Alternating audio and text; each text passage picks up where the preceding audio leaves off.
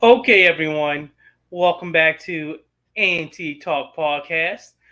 This is going to be, of course, as you can see behind me, the wrestling podcast where I talk about wrestling. So, as you can see, my you know shirt and everything is kind of disoriented because of the background, but hey, bear with me. So, let me go ahead and the mic so it can be even closer. So, here we're going to do the ups and downs. I have that with me right now. We can go over that, let the video play, talk about, you know, my experience with it, everything from what I like about it, what I didn't like, yada, yada, yada. And of course, I'm going to be doing the predictions for WrestleMania. I got a video that's going to go over the matches, you know, since I found out from looking at the video earlier. There's 13 matches. Kind of understand why I use these videos. Try to keep everything, you know, together. you know, don't want this podcast to go too far off the rails, right? So, anyway, let me change that banner right there for you so you can see that this is the week in wrestling that we're going to be talking about. So, without further ado, let's just quickly get into it since I'm going to have to do the predictions for 13 matches. Woo, that's an AEW card right there. So let's go ahead and go over. Bam. There you go. You can see Simon right there. Let me change that overlay real quick to make it look a little bit better. So I'm right there. Yeah, a little bit better. There you go. Change that real quick. So, anywho, let's go ahead and start the podcast right there. Mute myself. Your dance. Now look around. There'll definitely be someone looking at you. We're all crazy. Also, hello, welcome to Ups and Downs, the Wrestling Review Show with me, Simon Miller. Somehow, it is WrestleMania week on Saturday. Where did that come from? And if you are headed to the show of shows, know that we here at What Culture are going as well. So come and have some fun with us. And of course, we'll be doing some live ups and downs from Los Angeles. I've also got a brand new name for Kevin Owens and Sami Zayn, given that they have come together as a tag team, and I'm officially going to call them the Warm and Fuzzy in my tum-tums. Or in our tum-tums, there's just a lot of tum. Seriously though, these two came out and they had the crowd in the palm of their hand, and it was just so lovey-dovey and wonderful, because they're brothers again. My only worry is, you know what WWE likes to do. They take one person's theme, and they take another person's theme, and they do become a tag team, and they mix them together, and it makes me go crazy. In fact,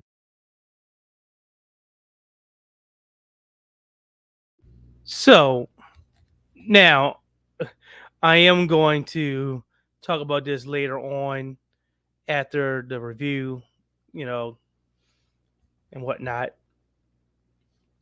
doing the predictions because I do have to lay into WWE when it comes to their tag teams. So please prepare for that one because I'm going to get a lot off my daggone chest with that. So anyway, just be prepared.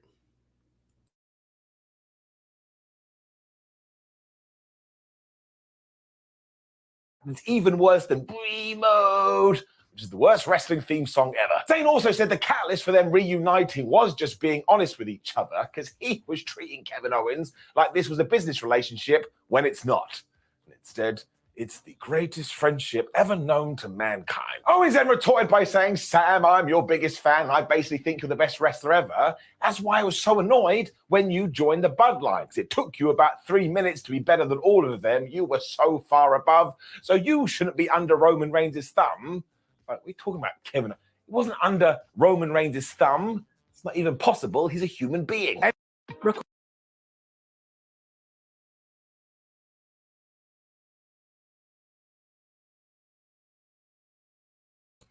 Can't allow that to happen, of course. So, got to let that advertisement go ahead and bypass. You know, there we go. Get that going again. They started pointing at the WrestleMania sign. Now, you can't see my WrestleMania sign over there, but look, it's dragging me towards it because that's just what it does. The Usos clearly didn't like this, so they must have been backstage and said, hit our music now, audio guy, because their theme did play, and here they came. They said that it's only a matter of time before these two stab each other in the back, because you, Sami Zayn, did that to us, and as for KO, he does it all the time. I was like, yeah, that's actually true. So he was then pushing Jay's buttons because he was all like, oh, well, you know what your dream is? To finally turn on the tribal chief. So put that in your head the whole time. Jimmy Uso was just laughing. He was like, you point at the WrestleMania sign and you think that gives you a WrestleMania match? I was like, man, it does. The Usos right now are properly honest. Because Jimmy and Jay are going to make sure that nothing happens that weekend. We know the deal. There's only one place this can happen. Backlash. I'm joking. Anyway, the point was eventually Jay said, no, wait a minute, brother of mine. If we do this, we can finally bury these guys in the dirt. So he did make a death threat. And apparently Jim Bob was so excited about murdering some fools, he was like, that sounds like a great idea. The match is on, and I cannot wait. I was then laughing again because the Usos were all like, well, we won't wait for Mania because you can see us right now. I was like, yeah, I know that you can see them right. They're literally right there. Of course, it did kick off a massive brawl, so we planted these seeds. When we cut to the back, and all of a sudden Roman Reigns, Solo Sikoa, and Paul Heyman were arriving, so this was total chaos. But it was a brilliant way to kick off Raw. We now have this match confirmed. I suppose the last question is, does it main event WrestleMania Night 1? Probably not. I don't really care. But also then carried on the Austin Theory Street Profits feud after this. What a world. Because after defeating Angelo Dawkins last week, it was time for Austin Theory versus Montez Ford. Now, I really don't like this here because there's looking like they're setting seeds for them to break up, which I hope that's not it. I mean, you can have tag team. I'm going to get into that. I'm going to get into that later. But really, come on. Don't break them up. And I'll just say this. If this was an experiment to see if Angelo and Ford could hang as single stars, well, they totally can. Don't come into my house and do all this, oh, one is Shawn Michaels and one is Marty Jannetty. I did a whole video about this. Why don't we just push them both? Anyway, it was classic WWE booking as well because Montez did whip this guy's ass for a while. Went for a frog splash. He missed. So Austin Theory went, all right. He picked him up. He hit A-Town down and he just beat him. But I really like this. No nonsense, no shenanigans. Kind of talk today. Theory is going to take on John Cena at WrestleMania, so he should be beating fools. He's going to beat John. Austin also looked in the camera afterwards and said to Cena, you don't believe in me now, but you will do after WrestleMania. So I was like, is Austin Theory Santa Claus? And one day you realize that he was never real? I had absolutely no idea. But yeah, about that, that was a good thing that was happening right there because during that time period, during that promotion, he had a cut over his eye that he started squinting real hard on purpose to make it bleed so it can look more intense, because, again, blood is definitely useful. AEW don't need to use that, but, they need to go a little bit WWE route for a little bit for one match, because they bleed every damn time. They bleed during promos, that's a goddamn shame. Sometimes you don't need to bleed, sometimes they need a good balance. But AEW, I ain't gonna lie. AEW need to balance with that, but Theory did have a cut on his eye that he squinted real hard just to make it bleed so it can look more, impactful. During the promo that he was giving off was great. I did like that part. I'm not gonna lie. He didn't mention that, but I had to mention that because, man, that was something though. No joke. That was one damn good promo. Because like, wow, he bleeding. Like, oh, wow, bro, he bleeding. Yeah, bro was really bleeding. Go ahead and let that continue. Then zoom back to the bloodline after this. Oh, boy. Because there are definitely some issues as Roman was all like, well, this sucks so far. When Jimmy kind of went off the leash, like, you know what? I didn't appreciate all that accusing you did of me when Jey Uso wasn't here. It was hard enough that I lost my brother, and you kept getting in my face. At the very last seconds, he then went, and I blame Sami Zayn, but you could see it in his eyes, He blamed the tribal chief. This is when Roman Reigns told everyone to leave other than Jey Uso. If I was Jay, I'd pick up the phone and go, 911. Cops, you need to get here right now. Something bad's about to happen. Of course, the head of the table was mad that he hadn't heard from Jey Uso for weeks. And now he's back on the show and he's just making decisions. That's a massive problem for him. Because are you family anymore? Are you even in the bloodline? And even after Jay was like, yes, I am. How dare you question me? You can just feel the friction here. We build into something good. He then put a gaslighting cherry on top as he said to Jay, oh, I love you so much. And honestly, you'd believe me more if I told you I had a luxurious head of hair. Roman off his nutter. Heyman then snuck back in like some kind of sneaker, and this was just left totally with a massive question mark over it. Because the Sami Zayn just giving it the sealed clap. So damn intriguing. It's like watching something on Netflix, which is a wild exaggeration. Byron Saxton was then about to chat to Adam Pearce about something. But you know the deal in 2023. If Mr. Pearce is here, all of a sudden, Chelsea Green turns up. For some reason, she was asking him to sort out her tag team gear because now she isn't the team with Carmella. And why would Adam Pearce do that? Yeah. And she also then went, oh, man, now I want to tag with Piper Niven. Oh, yeah. Now, this is going to come in later on because I'm going to do the SmackDown one. But, yeah, she is in the tag team. And I think the little women's tag team type of thing is going on that was going to WrestleMania is still missing a team because even though, if I'm correct, Shayna Baszler and Ronda Rousey did just, announce that they're qualifying and shit. But I think there's still one spot, and I'm hoping that somehow, since SmackDown is already over, it's not going to last until SmackDown when they're going to announce the last team, if I'm correct. I hope it's not. But anyway, if it does, I'm hoping that she does get that spot. Because that'd be kind of cool to see, Piper Niven on WrestleMania and things like that. Still giving these people that just came back some extra time on the TV as well. Even though, it's just a catch-all hell type match, just to get people on the WrestleMania, matchup, just get them on the card. I still think that they should still be in there.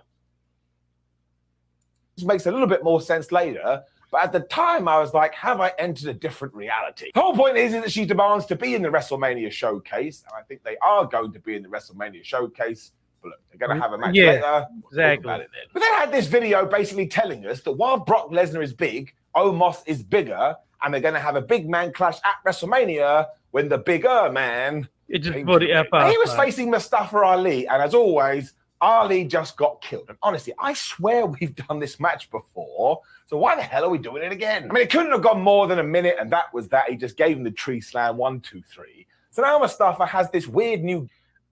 And I didn't like this.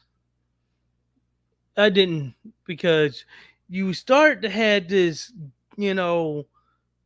start to have this storyline going good for him, and it was good.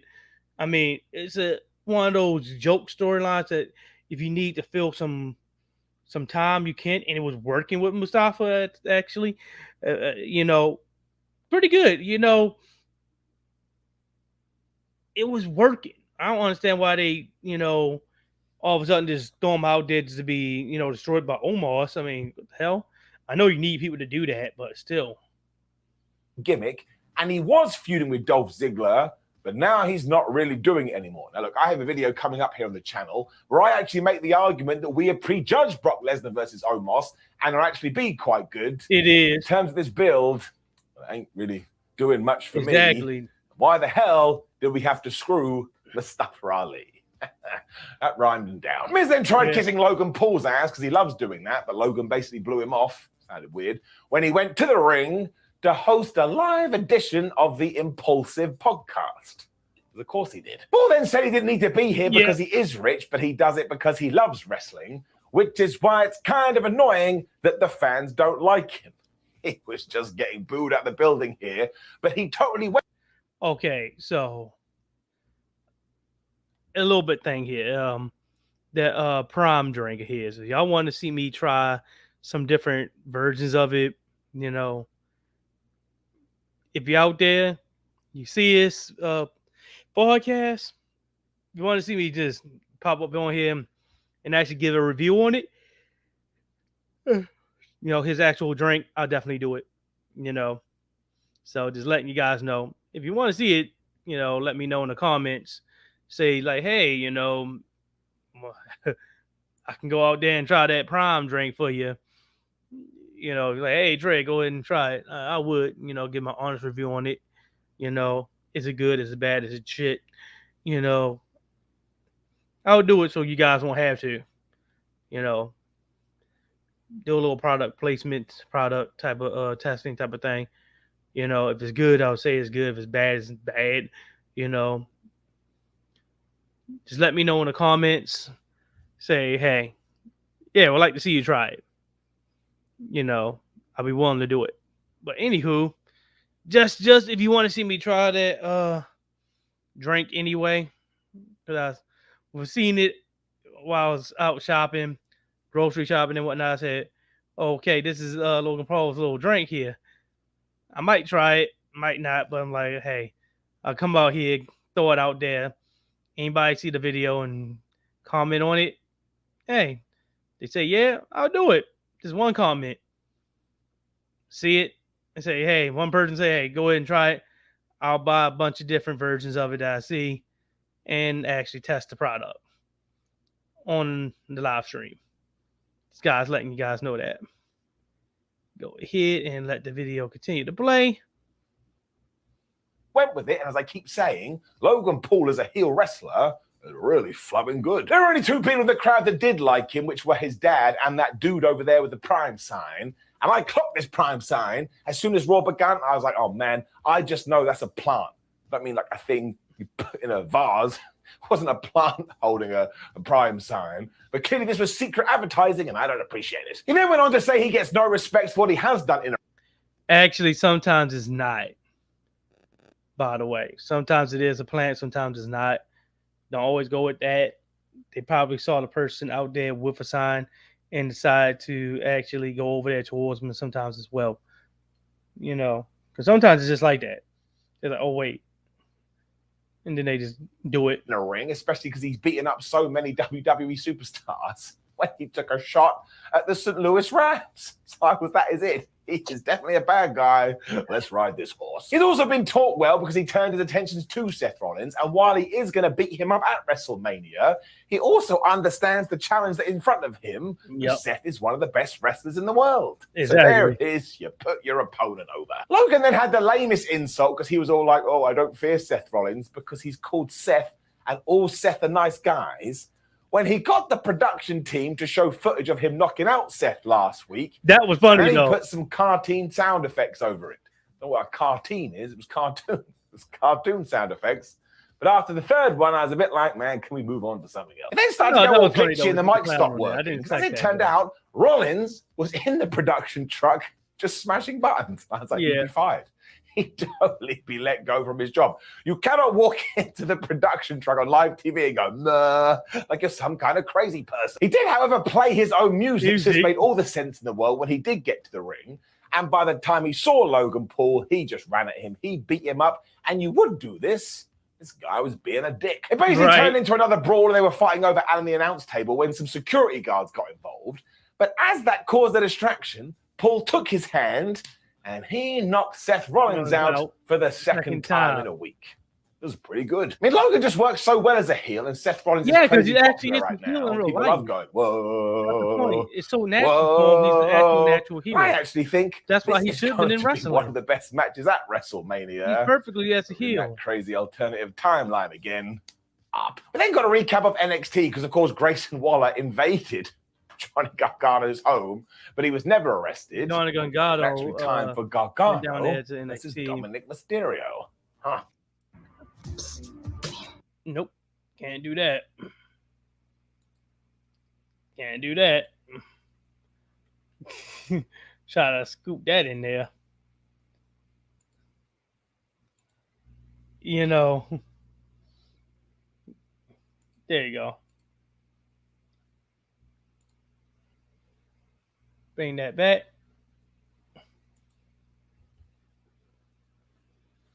Ugh.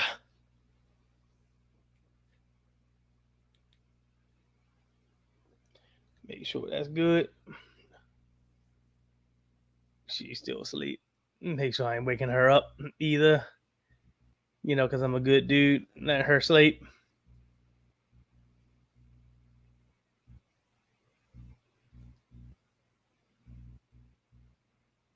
Was with the condom, and even though Gargano wiped him out to a dive to begin with, he had bad ribs from this house invasion. Right. So this is where Dominic just started loading up on him, and I was like, man, while he's still a massive goofball, he's now showing some fire. He also threw me to Barry Barricade, and Dominic is the one guy that I will give a pass because I love him so much, especially because later on he was like, please, Johnny, don't hurt me anymore. And he was faking it, and then he tried to pin this guy, and he put his feet on the ropes. Now, sadly, the ref saw this.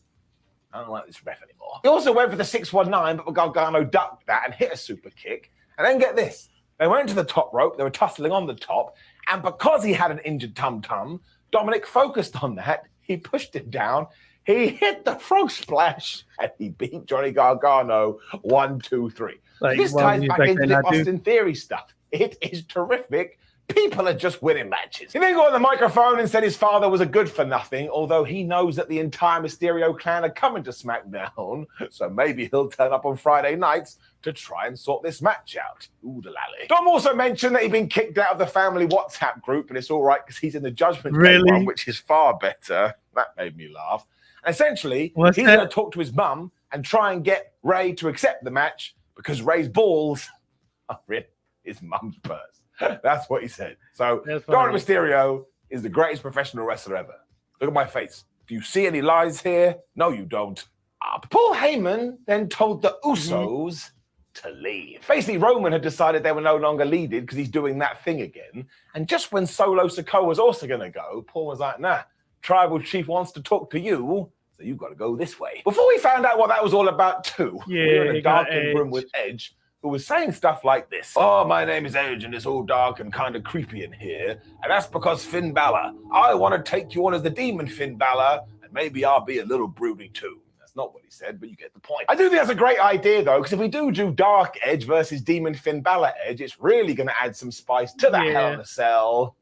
And out came Rhea Ripley. She went straight in on Charlotte Flair by saying, oh, she thinks she's a leader. But to be a leader, you have to have respect. And trust me, when I see that queen, I don't respect her at all. She's also the type of person that will always get up after she has been knocked out, whereas Charlotte is the person that's trying to hold people down. Took a little bit of a shot there. It's also time for Flair to go home because she's nothing there, because without WWE, she's nothing.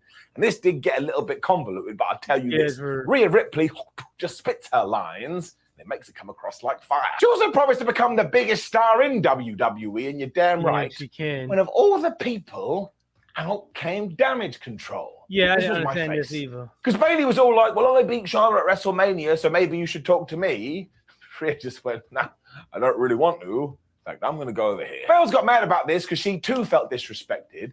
And do you know what then happened? Yeah. We got Rhea Ripley taking on Bayley versus Bayley. And I was like, surely this is the kind of program we should do after WrestleMania. I would when Rhea is the champion. But as ever, what do I know? Right. They didn't probably go for it, though. And at one point, Bayley hit the Bayley to belly. Rhea Ripley kicked out one, which I absolutely have love. Two heels going and Ripley just has it right now. When she was laying in her stuff, it just looked so damn devastating. This was true, too, when she locked in the Cloverleaf, but this is when Io Sky and Dakota Kai were getting involved and basically dragged their leader to the ropes. And the referee was fine with this.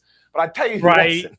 Becky Lynch, Lita, and Trish, because they all came out and they got involved. And I was like, man, there is a lot of cooks in this kitchen. Eventually, Lynch was bullying Bayley as well to get back in the ring. So you know the deal here. She did. She turned around. She got hit with the Riptide. Uno, dos, tres. Right. So look, it's all good because Rhea did win and she looked quite good here. I did enjoy the match, so I'm giving it an up.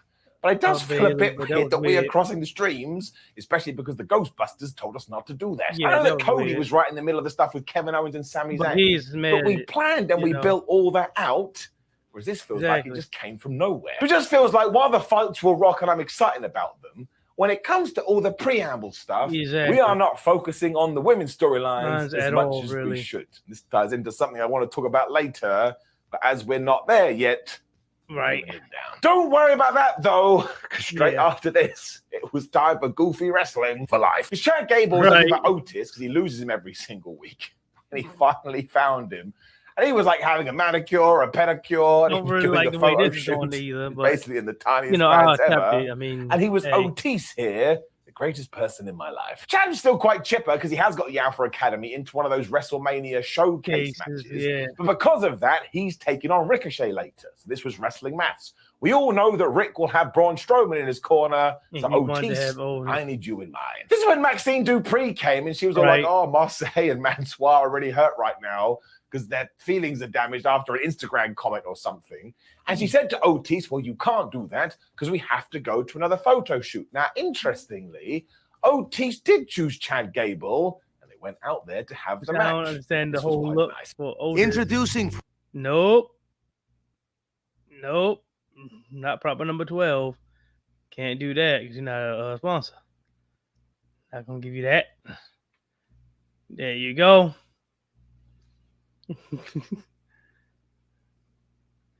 There we go. And let it go. Bring it back. And put it on up. The fight towards the end, Maxine Dupree was back. She said something to Otis, and he just went with her. So I have no idea what this was.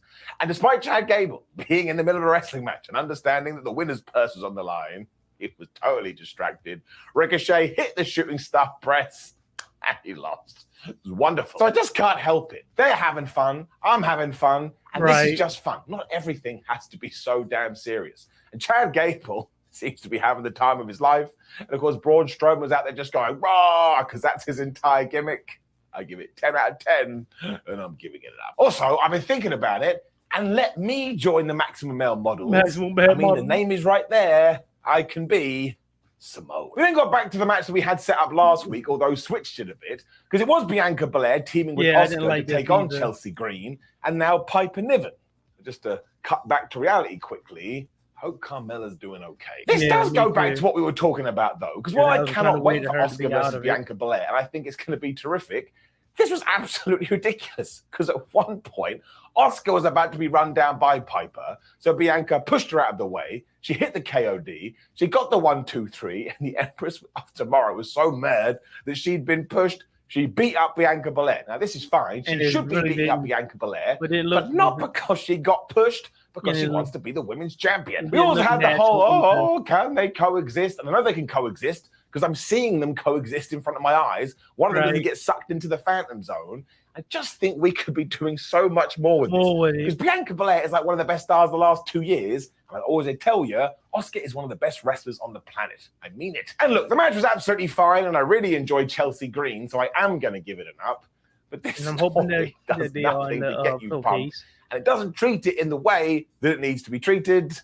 And that's a down. We then learned that we're getting a proper weigh-in between Omos and Brock Lesnar next week. So that is going to be the most sports entertainment thing ever. When we got to our main event segment, flub me sideways. It, of course, featured Roman Reigns, Paul Heyman, Solo Sikoa, and Cody Rhodes. And as ever, they just took microphones. They went totally crazy. Because Rhodes started by saying, I know what your problem is, Roman. You don't want me being involved in bloodline business. But you never actually tell it to my face because you always get Paul Heyman to do it. This is when Heyman went to interrupt, and the American Nightmare was like, no, I am talking to him. Yeah. This really wound up our tribal chief, though. So he decided to open up, because he was all like, all right, Cody Rhodes, here is the deal. You used to be Stardust in this company, and when that didn't work, what did you do? You ran away. You then started a brand new promotion. AEW maintained. What did you do? You ran away. You then came back to WWE. You had some momentum. And what did your body do? It ran away because you tore your pec. So listen to me, son. You ain't cut out for this. I was losing my mind. Cody then fired back instantly because he was like, well, actually, you goober, if you look at it, because of what I did outside of these walls, everybody is being paid more now because that's what competition does. Right. And you're right. I wanted to be a super duper star ever since I was a kid, but maybe deep down in my own tum-tum, I'm just a violent wrestler. I was like, oh, okay, he wants to be John Moxley now. Rhodes then About shut to Roman say down that. from mentioning his father anymore, because that's not the person that's coming to WrestleMania. Right. It's him that's going to be at the show of shows, Mhm. and he's going to become the champion. I loved it. He put the icing on the cake because he said as soon as Reigns has lost his championships, Paul Heyman may go back to Brock Lesnar, the Usos will leave him, Solo Sikoa will do too. Or essentially, Reigns will just be a man without a family, a Roman with no more reigns. A tribal chief without a tribe. So Cody just took his wind-up stick, and he prodded him. He also took a shot at Solo Sikoa because he was like, look at you, you stupid lapdog. You're stood next to a champion thinking you're ready, but I used to stand next to another champion, and yes, he was talking about Randy Orton, and I thought I was ready too, so I can tell you from experience, you got nothing. You can see it in Solo's eyes. He was ready to kill. This also left Roman Reigns totally flabbergasted to the point he left. And even though Solo thought about giving him the Samoan spike, Rhodes got out the way. And this is when Reigns was like, nah, man, we got to get out of here. I don't like how this has gone. The crowd was also chanting, you're not ready throughout all of this. So essentially what we've done here is we built up WrestleMania, but also we have started to tell the stories for post-Mania. When was the last time WWE did that?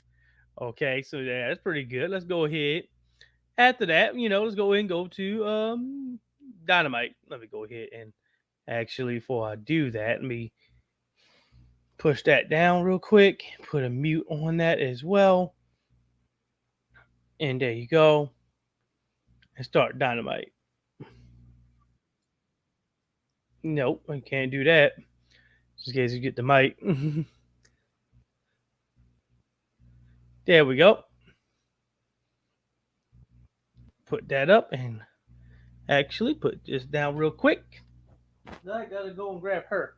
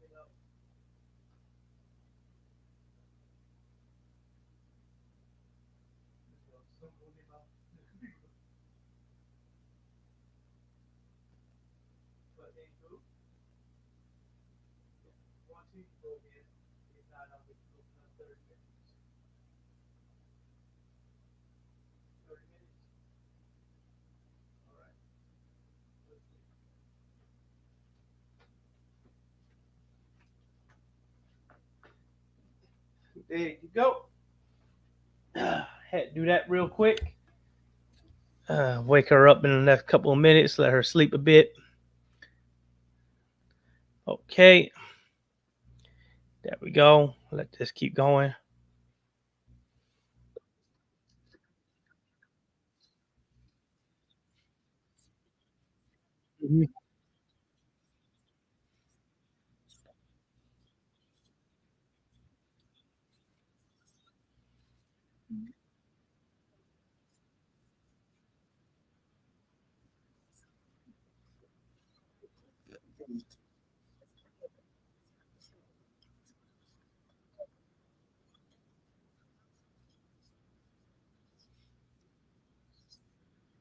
Like, yeah.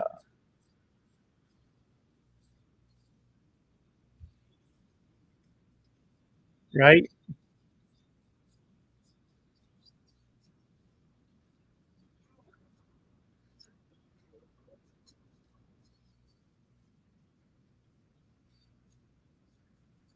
Right.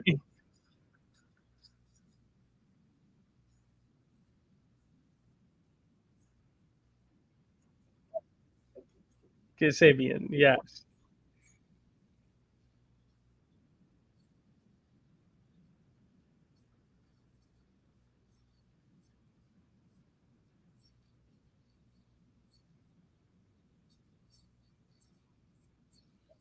Mhm.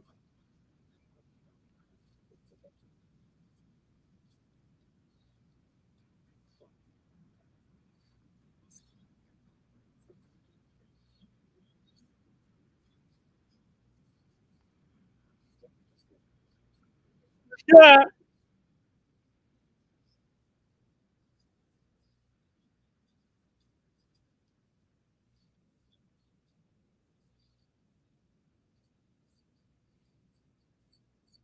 Right.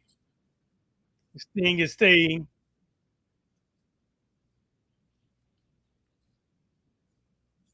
I love it. Me too.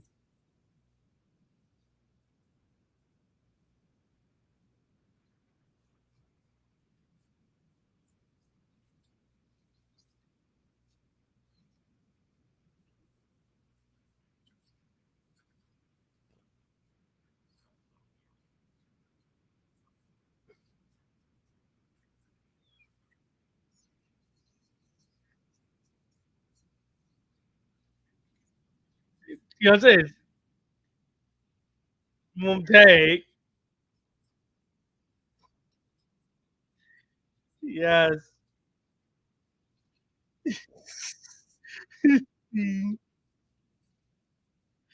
Oh God.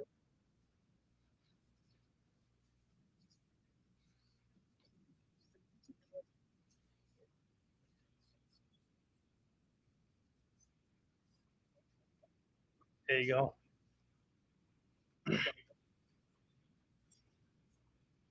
Right.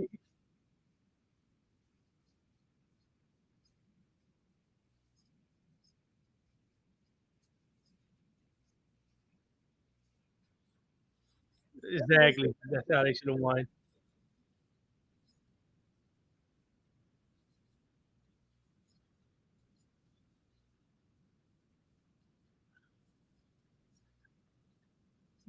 Chip. Mm-hmm.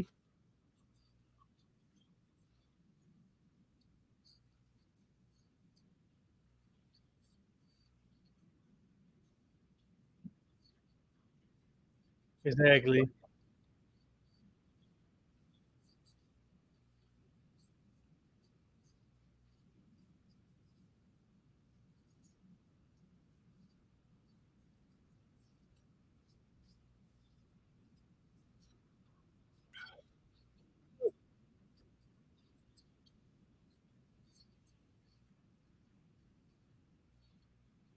Club.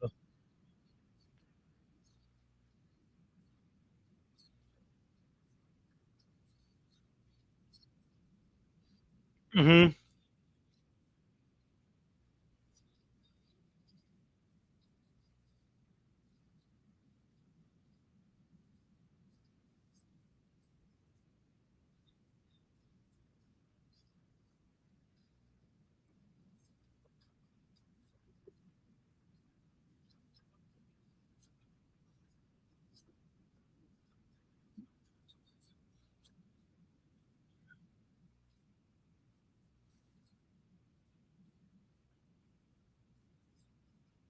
Mm-hmm.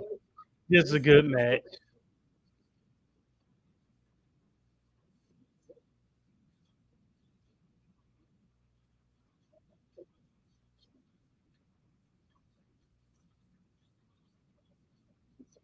Mm-hmm. Doing right.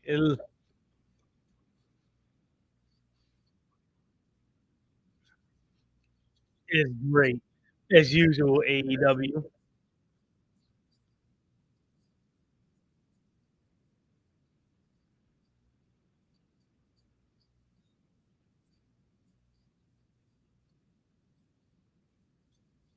Mm-hmm.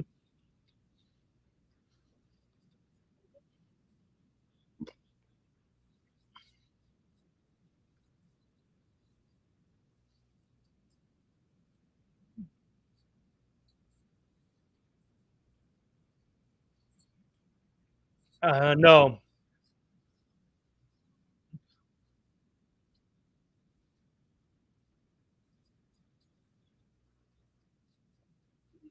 Of course. Right. About to say that. Right. Exactly.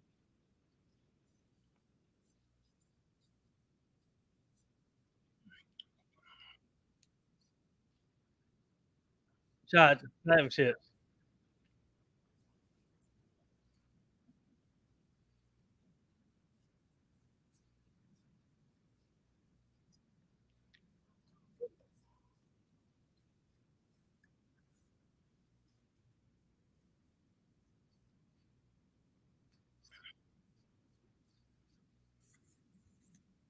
Actually, nope. Not gonna let that happen either. No, no, no.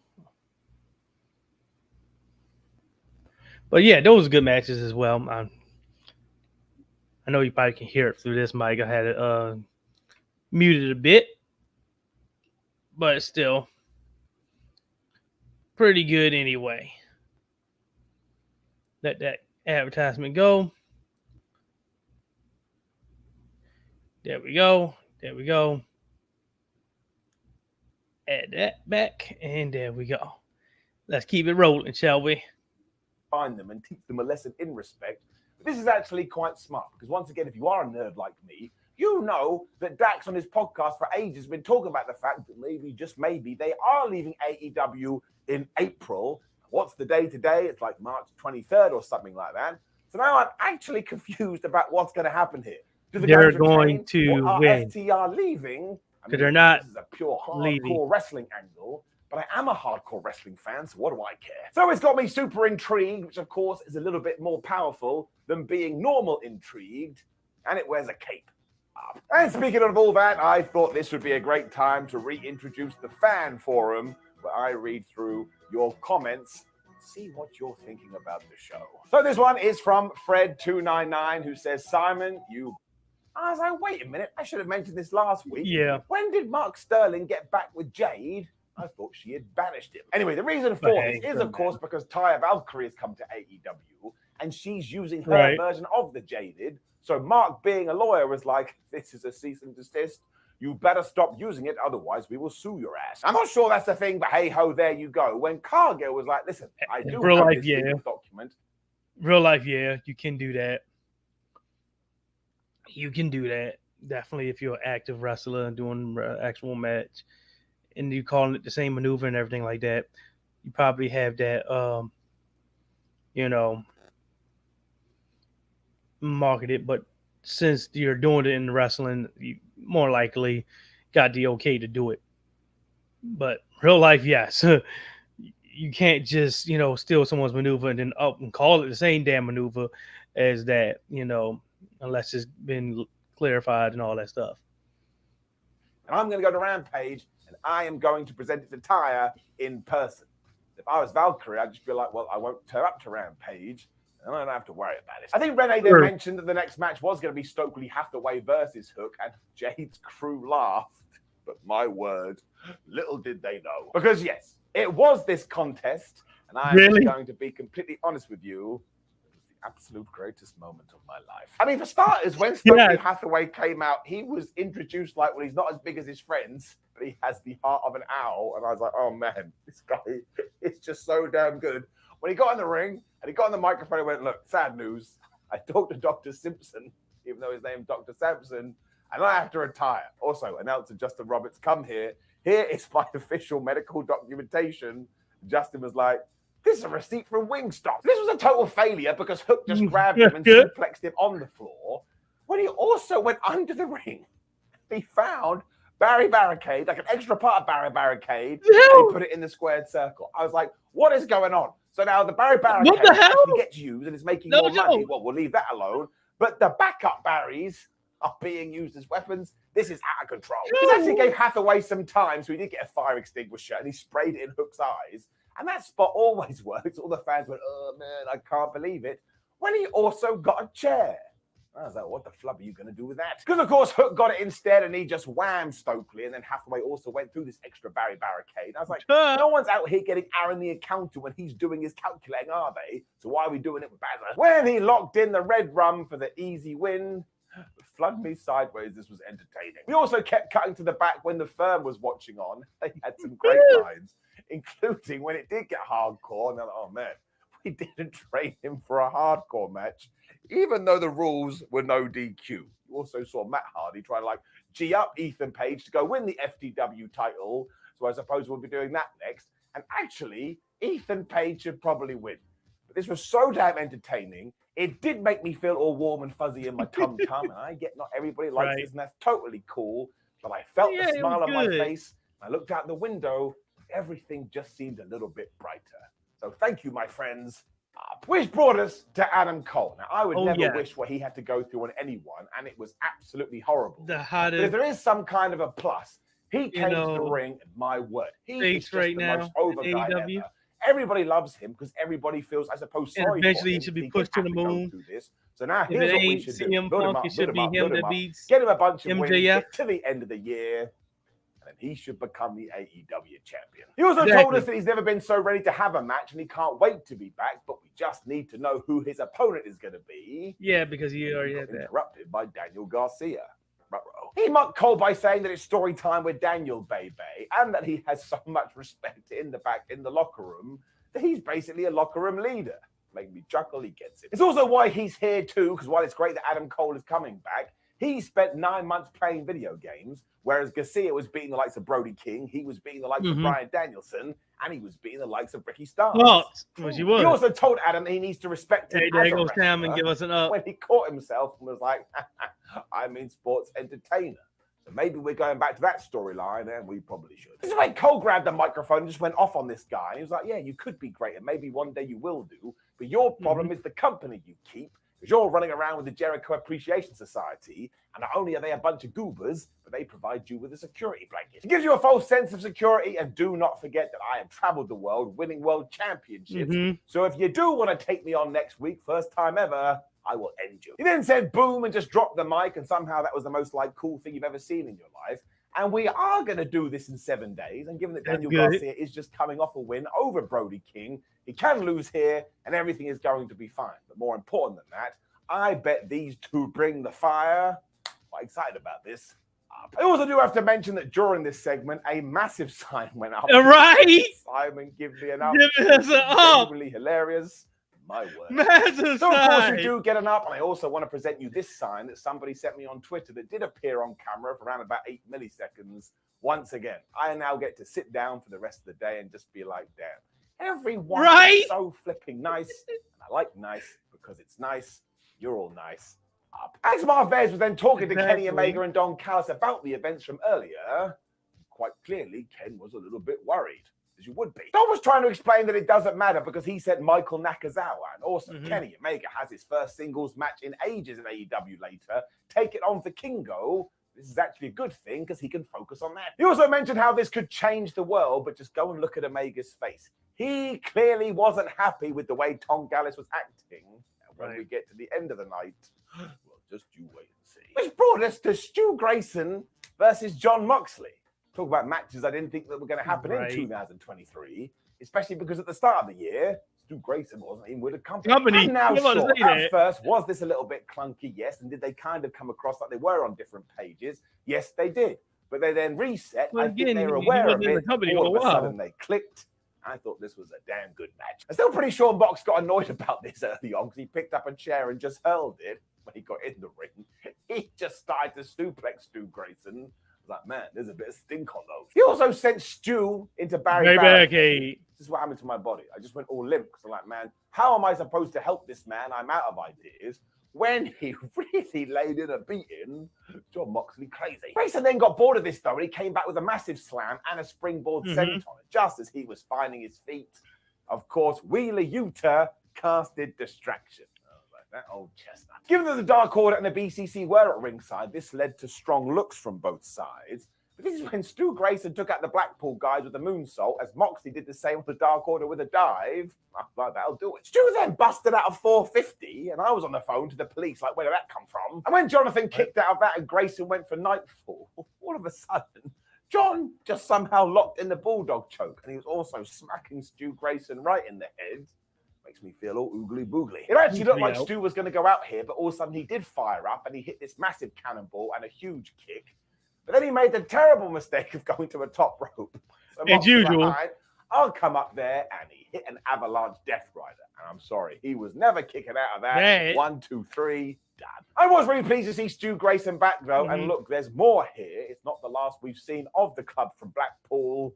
Give it enough. When he was then with Ricky Starks, who was all mad at Juice Robinson for ruining his life and ruining his vacation, to the point, no more words, show up on Rampage, we can get this done. Now, I may be reading into this, but this just feels a little bit weird because Juice did deck Ricky Starks, then they did some talking, then they did some talking, Right. and now they're going to have some kind of interaction on Rampage. And it all just feels a little bit meh, given that Ricky Starks is coming off 2 wins over Christopher Jericho. So it's very much a wait and see, because at the moment I don't know, and I'll need to see what happens in this encounter. Am I confused? No. I mean, yes. See? Confused. We then had more QTV after this. What a world. The whole posse was laughing at the fact that Penta was nowhere to be seen last week after Powerhouse Will Hobbs did defeat his brother Phoenix. Right. But all of a sudden, Aaron Solo made a reference to hacking the Observer Twitter and then making a bunch of references about hotels. Now, yes, this is talking about Dave Meltzer's Twitter, which did get hacked. And as always, people are going, it's too niche, it's too niche. But if you know it's too niche, it means you know what is going on. So this was for you. Just enjoy it. It was one line in a 2-hour show. It doesn't matter. Exactly. Made me go, We then found out it is going to be Hobbs versus Penta for the TNT Championship on Rampage. And we should do this with the TNT title. We should just do match after match after match on Rampage. Thing. Then you can make a thing. And when something becomes a thing, it's a thing. Some people ask why I'm not a poet. Now, I see people melting down about these QTV sections, saying they're so annoying. I don't think so. They're trying to be annoying, and they genuinely are obnoxious. That's why I like them. They're so good at pushing buttons. Exactly. I'm giving it up. And then Tony Storm beat Sky Blue. I was a bit like, haven't we already seen Tony Storm beat Sky Blue? I kind of feel like every single week, Sky Blue has to take on one of the outcasts, and she loses. So she is going to have to ring up Miss Jackson and get help from her, although in the early going, she was doing well, because not only did she hit a face buster, but she hit a drop kick to the floor. The problem being, Saraya was out there, and Ruby Soho was out there, and as soon as they saw Sky Blue, they were feeling green, and they beat her up. Fair play to Sky, though, because she started throwing bones in Ruby Soho's direction. That just meant Tony Storm was able to swap it, and she dropped her onto the floor. And I was like, are we going to have to do this? Are we going to have to introduce Freddie Floor? Even I think that's one step too far. I don't want to do it. Sky still knew what to do because she went for the code blue, which is basically a code red, but she calls it a code blue because her name is Blue. But given that Tony Storm didn't want to be hit by that, she went for a DDT and she got it. But when she went for the sweet chick music, Sky Blue actually got out of the way. I was like, damn right, no one does that. It also meant she did hit the code blue when Ruby Soho and Saraya were casting distractions. So Sky actually had a pin over Tony Storm here. I was yelling at my television. Yeah, oh my exactly. Gosh. Referee didn't see it. He then allowed Storm to hit the sweet cheek music, followed by a German suplex. That's today. Before finishing it off with Storm Zero. Damn it. I like this Sky Blue. We then carried on the angle because, of course, the Outcasts were going to beat her up when Rio and Willow Nightingale ran to the ring. They had a steel pipe. Once again, I was like, somebody can call the police here. You're not allowed to run around threatening people with pipes. So I think at one point we are going to have to add more bad guys to this mix. Otherwise, this is ticking along nicely. We're planting those seeds. Exactly. We then had more hurty sadness because we were backstage with Stu Grayson when the BCC turned up again, and they absolutely killed him. So what was this? A backstage attack. What happened at the start of the show? A backstage attack, much like a Telltale game. AEW wants you to remember that. This is definitely going somewhere. Which is when we got to our main event, and seriously, now I actually think there was story here, but even if you're one of these people that's going, no story, who the flub is? The match was good. Got in the ring. The Kingo got in the ring. And they did a match so crazy and so nuts. I laughed the entire time because I was like, what is happening? How is it happening? Who are these two wrestling aliens? I mean, if I was Gravity, I would sue AEW because they just made me irrelevant. And before the bell even rang, the Kingo was just doing all of these dives that were absolutely crazy. I was like, how is he doing it? I don't understand. For some reason, I put my hands on my face. The Kingo then continued to make things up in front of our eyes, including this Hurricane Rana that I don't think I've ever seen before. When he hit a shooting star press off the apron, he hit the springboard 450. This was my face. I just didn't know what was going on. Omega actually turned the tide by throwing the Kingo into Barry Barricade, when he also did a monkey flip on the ring apron. And I checked this. That's the hardest part of the ring. It also led to this happening, because Kenny Omega had set up a table. He was like, I'm going to go throw Vikingo through it. When Vikingo launched himself back into the ring, he then kicked Kenny Omega in the head when he basically flew up to the top rope and hit this Dragon Rana that will make you stop in your tracks and question your life and make you go all internal and go, oh, I don't even know what's going on anymore. I don't know how they did this. It made no sense. 2 + 2 = potato. I mean, seriously, it cannot be legal. It must be witchcraft. So we're going to have to go burn them at the stake and drown them. The Phoenix Splash he did after this too was so damn good that every other single wrestler now has to retire it because you will not be able to do it as well as this. When he launched himself at Omega, Kenny grabbed him, gave him a power bomb. Oh my days. It's fantastic. We also got the Snapdragon and a V-trigger, but when Kenny Omega went for the One-Ring Angel, all of a sudden Vikingo was busting out a poison rana that looked like it killed Ken. And when Omega was on the table, yep, Vikingo ran at the ropes and he did a 630 or whatever it is, on through it. I watched this, no joke, 10 times, and it actually gets more confusing because I don't understand how he pulled it off. This then went off even further as we continue to do things that were not possible, and I beg you to go and watch it because it's so damn fun. Definitely. When essentially, I think Kenny Omega panicked because, oh man, I got to do something here. He got the V-trigger, and he got a worried One-Winged Angel, and he got the 1, 2, 3. But this Vikingo, right away in like 20 minutes, is a super-duper mega star. It's absolutely brilliant. To the point, I've got to break my system. I know what an absolute idiot I am. My parents have been telling me this for 30 years. It doesn't just get it up, it gets a golden up. But then there was more. Because Omega was about to say something afterwards when the Blackpool Combat Club returned. And because they've got sand in their pants, they started to beat him up, which is what they've been doing all evening. I was then absolutely dying because you could hear an ambulance siren, local medical facility wagon siren in the background, when it turned out that Hangman Adam Page had stolen the ambulance, which once again is a felony. You're not allowed to do that. And Definitely. When he came to the ring, he had a 2x4 with a nail in it. I was like, man, I didn't know you could buy them at hospital. He then flew into the ring, and obviously the BCC ran away. Obviously. They nail in their eye, or John Moxley probably does. When Don Callis approached him, and they looked at each other like, whoa, calm down.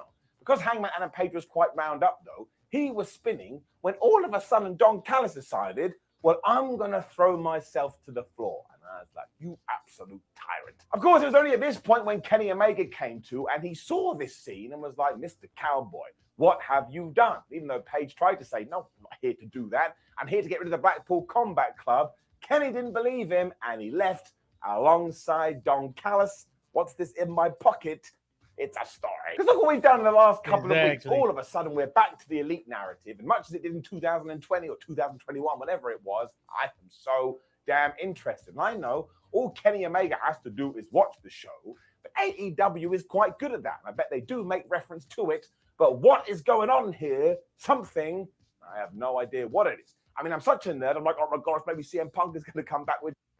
Yeah. Okay. That's good. Let me go ahead and check on her again. Put that on mute. Put that down.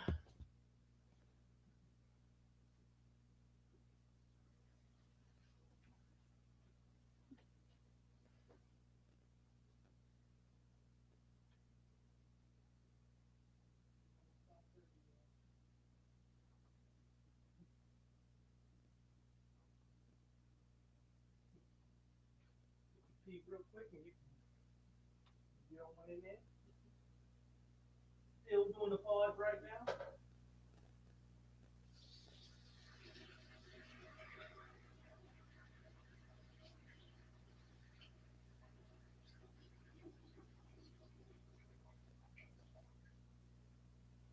Let's go.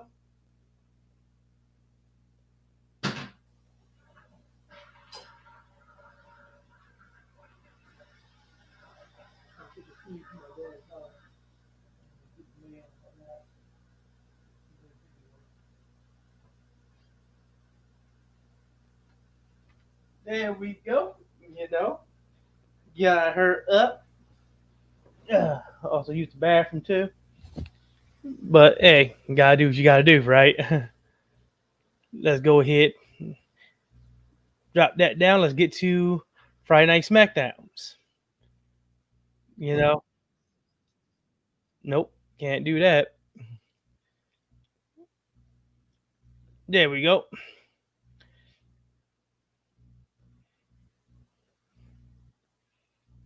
There we go. May actually be written for me these days. What a lucky boy I am. Also, hello, my friends, and welcome to Ups and Downs, the wrestling review show with me, Simon Miller, where I take my finger and I just point it around the place and the power that it has. Because people yell at this guy every single week, but look what I do. That's right, I kiss him. SmackDown also started this week with an absolutely amazing video recounting everything that's happened between Sami Zayn and Kevin Owens. Exactly. And later we are going to have the KO show, where our first match was Cody Rhodes versus Ludwig Kaiser. Wunderbar. This was doubly exciting too because I do not think this was an accident, because I have been bleating on for ages, like some kind of a sheep, that if Cody Rhodes does indeed win the WWE Unified Amazing World title at WrestleMania, one of his first opponents after the fact should be Gunther. At the Royal Rumble, and now we're just planting those seeds because, of course, Ludwig is in Imperium. Giovanni Vinci was right outside. You can also tell the story. Can he beat this big man by slapping his meat? Wait a minute. We also had more narratives here because Wade Barrett is all like, this Cody Rhodes. What if he gets injured before WrestleMania? Then what he's going to do? What an absolute goober. American Nightmare was also over like Rover here. Exactly. We're always saying that saying. Who the hell is Rover? Who is he? I went through all my wrestling history books, and I've never heard of anybody called Rover, but man, he must have smashed it. Kaiser is also severely underrated because he can go, but when he got Sam by a suplex, out came Paul Heyman. Right. The scrap continued because Ludwig started to work on Cody's leg, so Rhodes grabbed him and threw him into Alan the announce table. And do you know how Ludwig Kaiser then got back into this? He took Rhodes' neck and he went, and he choked him on the top rope. So I know I've gone about this a lot, but I'm going on about it again. That's attempted murder. Somebody call the cops. Giovanni Vinci then cast distraction by basically whacking Cody Rhodes. It was like, oh no, he's going to lose. But actually, when Cody decided he would wind up the internet and he went for the pedigree, out came Solar Sikoa. I was like, what the flub is going on? And this is the one distraction, the history of distractions that makes sense. Right. If Sikoa came out, I'd be like, oh no, this guy's going to be out. Which is when Vinci threw his jacket into the ring. And this idiot referee was like, no, you're not allowed to throw clothes in here. And of course, once again, that caused a distraction, which is when Ludwig hit the most devastating move in all of sports entertainment surprise roll-up. But of course, he only got a 2. Otherwise, he'd be going to WrestleMania. I think this is when Rhodes realized he had to be done with it. So he hit the cutter and he hit the crossroads and he got the 1, 2, 3. I love matches like this. Just two good people that you enjoy coming together and totally kicking ass. Have a possibility. Given that Heyman and Sikoa out here too, you just knew that something was going to happen. They weren't just going to go, well done, Cody, and leave. No, something happened. Because Paul was being weird and apologized for ring announcer Samantha Irvin because he didn't think she'd done a good job saying, well done, Cody Rhodes. So instead, he was going to do it. When, of course, he just went, oh, Roman Reigns. I love Roman Reigns so much. Who's the head of the table? So you really couldn't hang out with this guy because I bet he just goes on about the tribal chief all the time. He'd be like, can we talk about anything else? When he was like, ha, Cody, I've got one last roadblock to throw at you because before WrestleMania, you got to go to Raw. And yeah, you take it on Solar Sikoa. If he gets past that, Roman Reigns will be waiting on next week's SmackDown so they can have their big last face-to-face chat. I was like, why did Adam Pearce agree to this? Does he too not want this WrestleMania main event? Because now he's going to put it in jeopardy. Amazingly, Cody was more upset that Paul Heyman interrupted the fans singing his song, whoa, when he turned his attention to Solo once again and was all like, listen, man, I told you a few days ago, I tell you again now, you ain't ready. Rhodes then finishes with a wonderful line when he said, and Reigns isn't ready either. And I tell you, I am 100% sure that he is actually going to be successful at WrestleMania. I told you my conspiracy theory. I'll tell you it again. If originally it was meant to be The Rock versus Roman Reigns, The Rock wasn't going to win. So maybe Codes isn't either. This was really fun, though, and you could just tell we're preparing to do something with Solar Sikoa, which is absolutely what we should do. Giving it up. We then learned that our first match of WrestleMania weekend is going to be John Cena versus Austin Theory, and why the hell not? The crowd will go crazy for that. Out came Charlotte Flair. Now, she wanted to tell us that she didn't build her career on nepotism, she didn't build it on fear, and she didn't build it on insecurities. Now, going back to the nepotism with that match, which should be, because you already know who's going to win. If my dad was Ric Flair, I would go downstairs every morning and go, whoa, chop, chop, figure four, take my clothes off and strut around the place. Dad, can you go and make me a WWE superstar? Because I'd really appreciate it. Charlotte also said she knows the business is built on respect and not fear, which was a shot at Rhea Ripley, before she contradicted herself and said, but I do have insecurities. I was like, wait a minute. I just thought you said you didn't. Now, of course we do. We're all human beings. There's nothing wrong with it. She also then mentioned that she respects Rhea, but she doesn't fear her. I was like, man, Charlotte is saying everything twice. It's like she turned into the Macho Man Randy Savage. Say everything twice. Say everything twice. Nope. Can't do that. let that go. I was preparing for that one. Yep, preparing for that one. You know.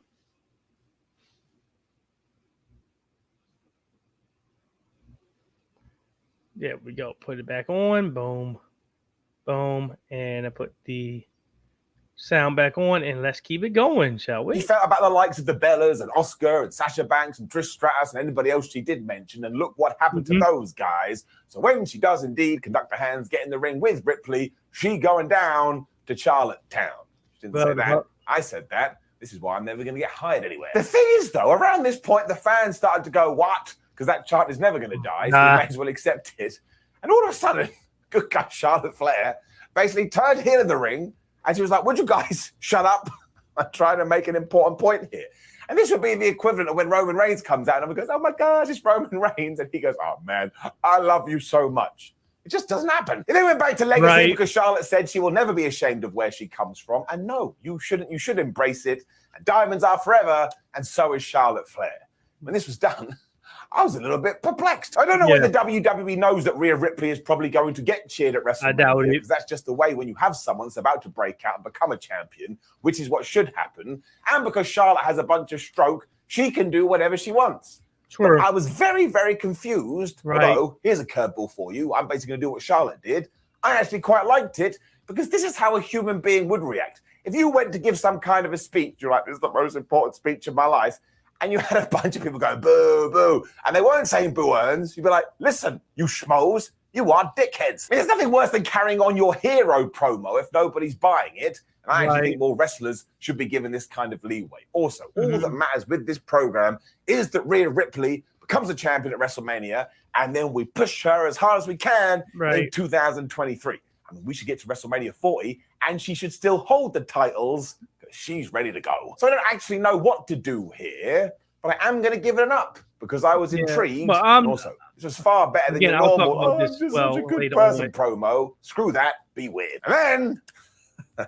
oh my gosh. Because it was LA Knight versus Rey Mysterio. After last week, La had gone up to Rey and said, hey man, I'll slap your kid around for you. So Rey had slapped him.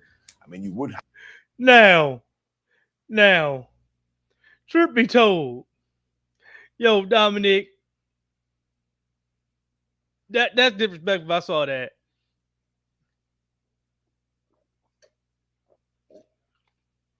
I mean, seriously. Like, bro, want to talk what? Bro, want to talk about slapping me around? I'll slap your kid around for you. Like, what? Oh, I remember that like a couple weeks ago? Talk about slapping me around, bro? Okay. That's right. So, yeah. Truth be told, that should be a match that you're having at the WrestleMania. But I don't know these things that far ahead. Because I'm like, yeah, bro, he did actually say he gonna disrespect you like that. Have a match. And of course, the Mysterio family were at ringside, as Dommy Boy had told us on Raw. And fantastically, when LA Knight got introduced, he got another good reaction. And in fact, at one point, you had 50% of the arena going, Rey Mysterio, and you had 50% of the arena going, LA Knight. So I'm sorry. Here's another dude that is going to have to be pushed after Mania. Rey is still all speed, which is kind of crazy given that he's almost 50 years old. But the problem with that is Knight is all power. So at one point, he just grabbed Daddy Rey and he threw him into the floor. I'll do it. He then hit a neck breaker because he was trying to break Rey's neck. And as soon as Mysterio got back into this, Dominic's music hit. Out he came. And honestly, the heat that he received on this evening, him and Rhea Ripley are the two greatest things to ever happen in wrestling. Look at my face, I'm not kidding. It also allowed LA to knock Rey off the top rope where he booted him right in the head. And when Mysterio went for the 619, LA Knight stopped him. But when Rey Mysterio went for 619 number 2, Dominic went, nah, you ain't doing it, daddy. And he grabbed his leg. Amazingly, too, Knight then hit the most devastating move in all the sports entertainment, the surprise roll-up. And the ref went 1, and the ref went 2, and I watched his damn hand, and it went 3. Yep. Rey lost. A person who's a part of a major storyline for WrestleMania lost. And I actually like that. There's something that you don't see a lot in WWE. They do not allow that. Definitely Vince McMahon didn't. But it got to the point where it was like, wow, it's ridiculous. You just letting these guys, all because they are part of a storyline, just keep winning and winning and winning. Both sides keep winning and winning and winning. Sometimes a loss isn't important. Isn't important. It's more of the story that matters. His son caused him to lose a match that people would say he should have won, but it's LA Knight. But then it led to what finally happened, which is, by God, I'm glad it didn't take all the way until the next week, or excuse me, this week, because I would not be watching that match if it happened this week. Good God, what happened? I'm glad it happened here, or it could have happened earlier. Hope it happened earlier, but still, anyway, you'll see what I'm talking about. Flub me sideways. Now that is amazing because it just is, but also, oh, thank goodness for that. We haven't had a surprise roll-up win on wrestling TV for ages, or at least a long time for wrestling, and I was starting to worry that people had forgotten. Thankfully, they do remember how devastating it is. Bring it down. And then it was. WWE and AEW, we are really rocking and rolling this year. So I am going to give this an up because seeing LA Knight beat Rey Mysterio was fantastic, but then this whole thing got even better. Now, I was ready to do this at the Hall of Fame, but who cares when you do it? Just pull the trigger as and when. Because Dominic Mysterio was all like, Daddy Rey Mysterio, I want to fight you at Mania. And I was like, I told you, man, you're so boring. You're such a boring person. I'm not doing this. And he left. As he was going, though, Dom did indeed go to address his family. And he started talking to his mum and sister. I was all like, man, Mum, you a deadbeat mum. You married my deadbeat dad. And Leah, you're a moron. And deadbeat mum. Right in Mumsy's face and went, shut up, Mum. I was dying. This is the worst person on the planet. I really want to give him a hug. Now, I do have to say, Ray, why the hell did you invite your family to SmackDown? Right? You knew that Dominic was going to do this. But, of course, it was all part of the plan. Because when he saw the love of his life, the mother of his children, his wife get... I'm sorry to say, Ray, you all looking kind of deadbeatish. Because you're doing some real fucked up shit that, like, Ray, bro, what are you doing? What are you doing? What are you doing, bro? I know you 50, but damn, Sting is 60. He still got some sense. My God. Why would you bring your family to ringside knowing your son say, oh, yeah, I'm going to show up? Bro, why? Why? God. Come on.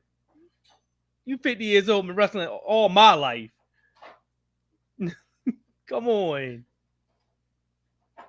Talked to this way. He went to Dom. He smacked him onto the floor and was all like, right, now you've crossed the line. That was the line. You don't talk to her like that. So you want to fight at WrestleMania? It's on. And the reaction to this, don't come into my house and say WWE's not done a good job. Recordings just... Nope. You know, I normally will allow this, but nope, I ain't going to do it. You know, let's do that and let it play. Yeah. But yeah, anyway, I'm glad it happened. I mean, I wish it would have happened a hell of a lot earlier.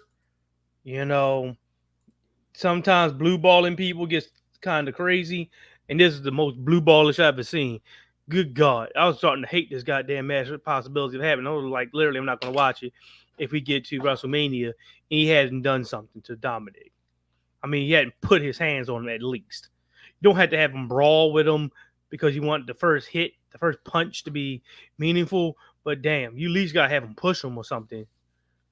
I was about to get real pissed and not watch it. And seriously, I was like, you know what? Turn it off. Don't even look at it. Wait until it's over. You know, like I did with Bloodline matches up until Cody Rhodes showed up. Seriously, I don't know. I kept telling you guys, always on the podcast. If you listen to my podcast, it was available at podcast and Spotify. We are going to do one on the podcast, you know, eventually, you know, put that up and get our, you know, give our ups and downs and all that stuff. Oh, yeah, you can see it. Oh, yeah, I got the background on there, finally figured out how to do that again. You know, get around the program trying to stop me from doing so because it's free. Yeah, I said it. It's free. I am gonna pay for it so I can get all the goods on here. But anyway, anywho, I was really about to get pissed off about that shit though. I ain't gonna lie. if if if you took him to the damn Hall of Fame and maybe Dominic put his hands on Conan in order for him to attack Dominic, I was gonna like fuck it. I ain't watching that match. I don't care if Ray win, Dom win. I don't care. I was about to turn that shit off because it's like that's bullshit. I mean, come on, Ray. You got balls somewhere. I know you're 50. They're about to shrivel up a bit, but goddamn. And you're doing it to your own son. You're not even treating him as if he is a wrestler. Come on. Anywho, let's let that get going again. Turn that volume back on. There we go. There we go. I still think Dominic should win that because some men just want to watch the world burn. Also, he's a con dog. He's been in jail. He's been through far worse things than this. But I am so damn excited about it. So it's a massive round of applause. This has been absolutely smashed. And it's getting it up. And then we got a qualifying match for the WrestleMania showcase. I don't know. But it was Natalya and Shotzi taking on Xia Li and Lacey Evans. And I was like, what the hell? Yeah, what happened to the ladies? They have been repackaged so many times, but it doesn't go anywhere. It's the equivalent of this. And you just walk around, you don't know what you're doing. Kel Rodriguez and Liv Morgan were also at ringside, but seriously, they should have just watched the highlights. It went 3 minutes, and not a lot happened. Still boiled down to the fact that Evans accidentally hit Xia Li with the women's right, so Shotzi and Natalya hit the heart attack, and then Natalya logged in the sharpshooter, and Xia Li tapped out.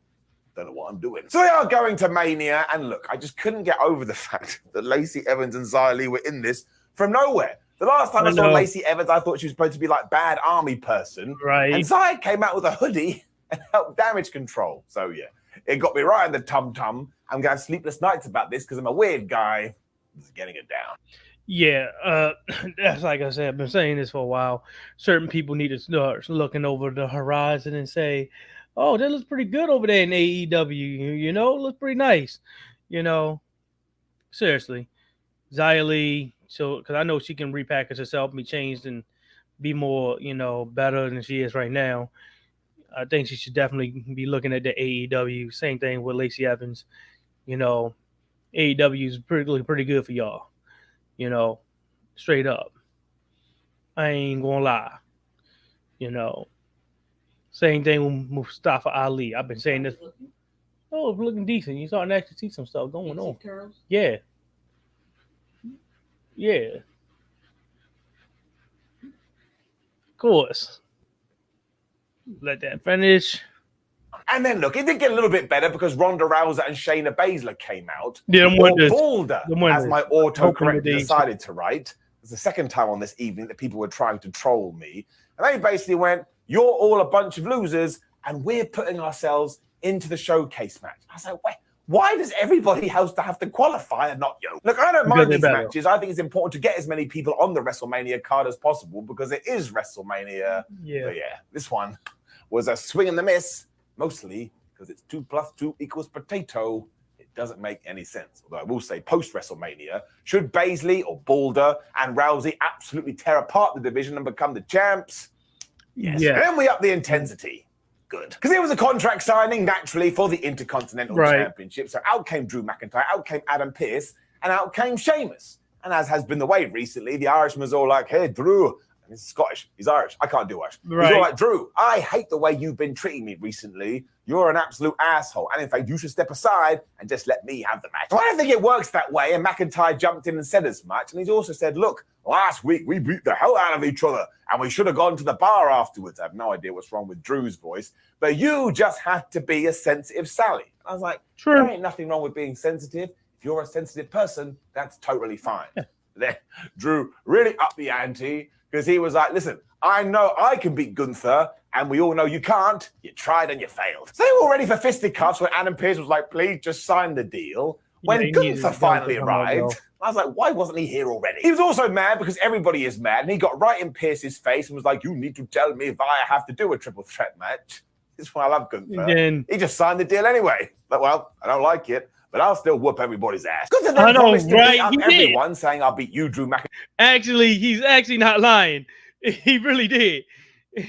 The first thing I can say, he was not joking about that. He actually did. I watched this part. He actually did just like automatically just sign the damn thing. He was not, for that bullshit. Gunther did just like, let me sign it. Yeah, like yo, like whoo, bro, that was quick and easy. Kind of complaining, what happened to all that mouth? You was complaining a bit, and then you signed that pretty quickly. I don't care. I can still beat him though. I ain't dope. I can still beat him though. That's when Butch came in, right? Made the match happen. I'll beat you, Sheamus. I'll beat you, Rich Holland. And he kind of looked at Rich Butch Holland. like he was some sort of alien. And Butch didn't appreciate that. He jumped over the table. And all of a sudden, we had a massive brawl. I mean, you would do that too, though, wouldn't you? Because you're like, what am I? Some kind of afterthought? What is this? My family Christmas time? When it was announced that we were getting Butch versus Gunther. Because this is the best SmackDown ever. When he hit him, Gunther went to Piers and like, yo, make the match. Make the fucking match. Make the fucking match. And I would too. I was like, yo, make that match. Also, if you are a UK indie scene fan like I am, you know why this carries so much weight, and they absolutely went to town on each other, match, including this boot on Friday that Gunther gave to the former Pete Dunne. I mean, he took his shoe and he just whammed him right in the skull. Gunther also hit Butch so hard with a chop. I mean, it was like, I genuinely thought that wrestling may have changed direction. I know. Even when Butch tried to fight back, he just got floored again. I mean, this dude was getting tonked. There's a really cool bit when Butch did indeed go for the arm bar, but Gunther was able to reverse it into a Boston Crab and then a crossface, which is when Butch was like, well, I know what I can do. You may be big, but you got fingers. I'm going to snap it. He wasn't able to do that because Gunther just chopped him again. It's like the first time you play someone on WWE 2K23 and you just mash the button. When he stepped on Butch's face. That's right. He took his foot and he stepped on it. I was like, man, this is really getting disgusting. If you listen hard enough too, you could hear a slight bruiserweight chant in the crowd, so there's still hope yet. Keep your fingers crossed. And basically, because Gunther went to the outside and he looked at Drew and he looked at Sheamus, all of a sudden everybody was fighting. Poor Rich Holland went into the ring post. However, that was basically enough to cause a distraction because Butch was like, there's too much happening on the outside. So Gunther gave him the last symphony, 1, 2, 3. But I tell you, all of this was absolute gold. Introducing... Nope. Yeah, waiting for that one too. Don't worry, I'm about to finish this part up and then start going over the predictions. I will be on there, but I'm getting ready for her. Yeah, she finally been going to come out here. But hey. He was doing it right now. Yeah, you sleeping all day, so I had to do it. I did promise people that I want to do it, so hey. Yeah. And I let her know, like I said to you guys earlier, anybody out there comment on here, I'll definitely start trying some of that Logan Paul drink, the Prime drink. I'll do a little product test right on the live stream for you guys, so you don't have to drink that nasty ass poison. I'll do it for you. I'm a black man. I'm immune to poison. It's in my African DNA. So I can drink that Logan Paul poison for y'all and actually tell you if it's safe to drink or not.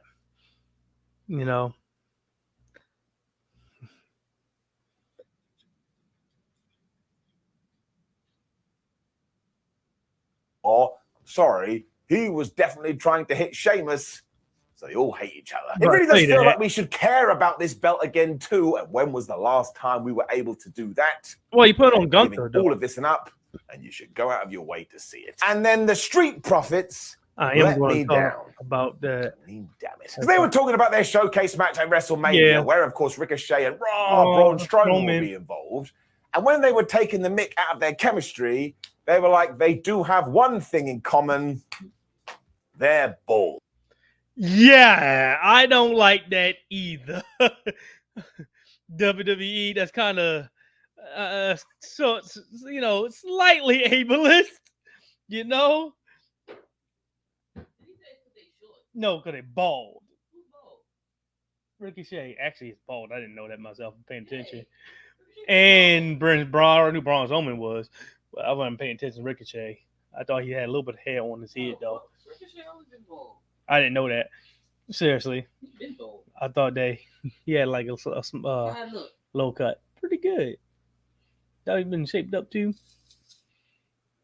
That one ain't strong. Use that red bottle one. No, I'm trying to use this up. Shut up. I'm sorry, are they not meant to be good guys? Am I not meant to like them? Right? Are bald people meant to hate the Street Profits? Do you think I chose this? Do you think I woke up one day and went, "Meh," and had all my hair fall out? No, it's something I had to Right. embrace, and it's something that I had to understand. And I don't appreciate Right. people like you taking a mick out of me. This is when Braun and Rick turned up too because they confronted them, and I was like, yeah. Oh, yeah. See, that's the point. He is bald, but he got a little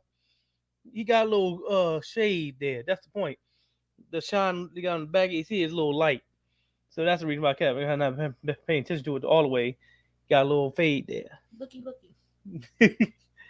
You got a little fade there. See? Told you. Where the people at? Well, you see, Braun? No. No, I'm talking about where you at? I can't Oh, see. that's because I'm on string up right here. I don't see nobody. Oh, there we go. Yeah, there you go. Told you. Hey, everybody. Told you. See, I got my haircut. Yeah. I look like a human now. Of course. You know. Let me get ready. I gotta get ready. Yeah, get ready to say we almost ready, almost done now. Ricochet been bold since he been. Yeah, I didn't pay attention to These that. He sons was of bold. bitches. So now there's only one thing we can do. Yeah. I'm giving it a down. Mike, I That's see. right. We need Oh, more no, this is respect. different, When we Mike. go outside, you know, it's a little bit Not the Blue colder Yeti as yet. well, This- and we have to wear a hat. Believe it or not, Nobody ever thinks dollar about store these Mike. things. So there's me throwing my toys out of the pram when we got Yeah, to I our said it, main event dollar store. segment, and it was the KO show. It sound pretty I decent. just love Dollar every second store. of this. Because Sami Zayn was his guest, and they were laughing and joking to begin. Yeah, this is and I ain't gonna lie to you. This I would have gave this a down because it's kind of obvious what's going to happen. I know this had to happen, but you know you had to save it for last. I wouldn't even save it for last. Everyone know full well what's going to happen here. Everyone know what's going to happen. This is going to be where the Usos get their win back basically and attack them from behind. I ain't gonna have them talk about the damn thing because that's how obvious it was. You know. Stop sharing that. There you go. Because that's pretty much what happened at that point. They attacked them from behind, did a 3D. Yes, 3D, not one. I call it 3D because, Dudley Boys did the damn thing anyway. But anywho, as usual, like I said, I found a video here. I don't know who this user is, but hey, go follow him. Like I always say, the most recent person doing something, I'm gonna go with you. And he helps out significantly in this case because he mentions that it's 13 matches and he's gonna go over his predictions and I get to give mine. I love using the fact that people structure shit for me, so I don't have to do it because I would ramble on about one match and then be forgetting the other matches and things like that. So hey, I'm not gonna lie. It's beautiful. That's why I use the ups and downs, as you've seen. Because it's good to have the structure. And I'm too lazy to structure it myself. Well, I do it when you got somebody else going to do it for you. So, yep, there you see him. I think it's Brian Hodge. It's the guy's name. Definitely go to his page and subscribe and all that stuff. Do all that good stuff. He's going to help out on here. I'm going to use his video to go over some of the matches and predictions and whatnot. Me and my fiance are also going to do the predictions as well. We're going to do that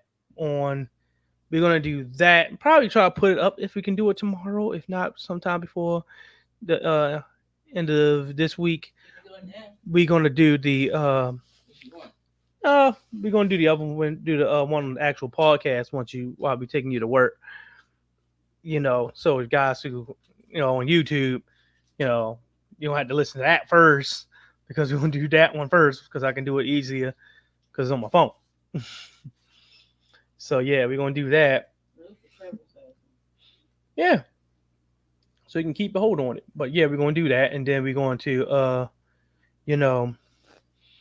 we'll do that, and then we will somehow try to squeeze in our predictions together. But for right now, it's just gonna be mine right now. You can hear if she says something, but hey. you're gonna see my face mostly. She was sleeping. I had to get her some time to go to sleep. But anyway, let's just go ahead and roll. To your brand now, and you're king of vlog style. Now, WrestleMania is actually only 1 week from today. That is night one of WrestleMania, of course. WrestleMania is going to be a 2-night spectacular. Now, again, we're going to squeeze in 2 predictions. This is our first one, and then before the WrestleMania starts, so probably on Friday, definitely, we'll try to squeeze in our last predictions, locking them in and everything else, because we will know all the match and all the competitors and everything like that. Because, of course, the showcase has another, group that needs to be, definitely the women's, if I remember correctly. The women's showcase needs another tag team to be in there. I'm hoping it's Piper Nevin and Chelsea Green, for my sake, because I'm like, they were being prominently shown. I hope it's not somebody just gonna throw in for the hell of it all, mix up some other random team of females when you have one that was literally thrown out there to be a team. I mean, if it's not going to be Chelsea Green and Piper Nevin, it should be Chelsea Green and Carmella, because you were setting it up to be a tag team. I don't know, because Piper Nevin popped up and as a tag team with Chelsea Green, even though she was in a tag team with, she was in yeah, got me tongue tied, but she was in a tag team with Carmella already, right? But goddamn, you had these people showing up as a tag team. Definitely Chelsea Green, and it was looking good actually. Chelsea Green and Carmella. I was like, oh man, I was like starting to fall in love with that thing. I was like, hold up, is this a real tag team building? Because I love it when you put people together to actually, have some chemistry. And they were building up chemistry. Now, I don't know what happened to Carmella. Maybe she got injured, maybe she got sick or something like that. For some odd reason, she wasn't there on Monday, and they had to put her, Chelsea Green, with Piper Nevin. If that's going to be the case, then put Chelsea Green and Piper Nevin. If she's fine, she can show up. Put Chelsea Green and Carmella. They need to be in that match. But anyway, I'm going to go over the winners and losers of those, in this here.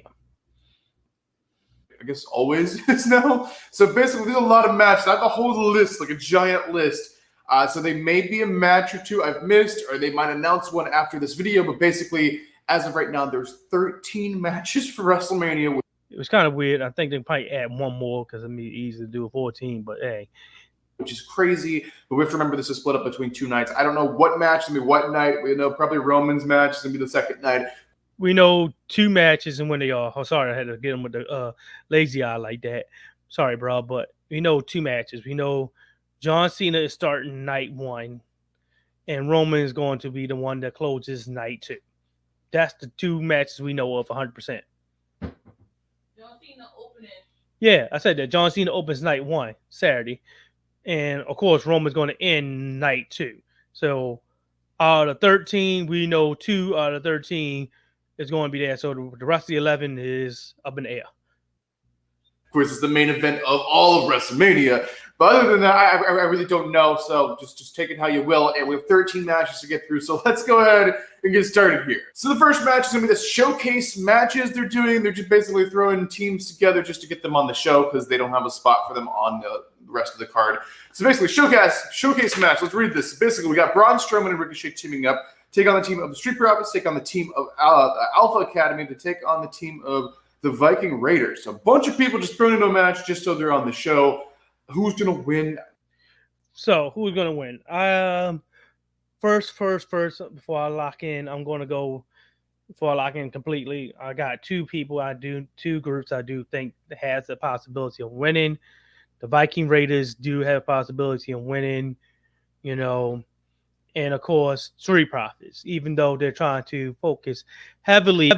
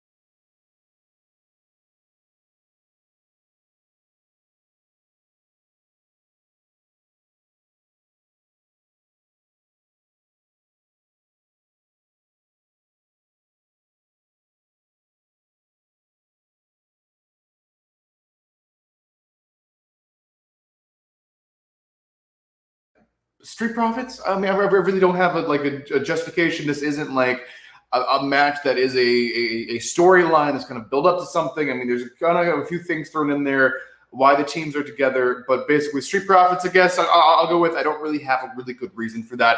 Just pick somebody so I can move on to the next match.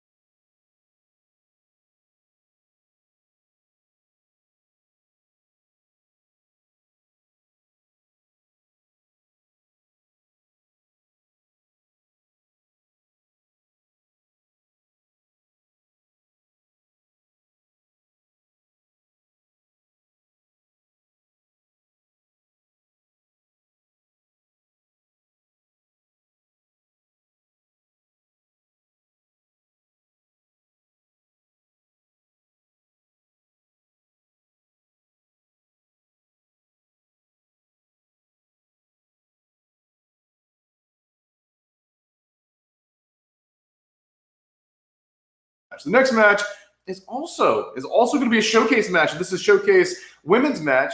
We have Liv Morgan teaming up with Raquel Rodriguez. We got Natalia teaming up with Shotzi. We got Ronda Rousey teaming up with Shayna. And also there's going to be a mystery team, or they haven't announced the team. The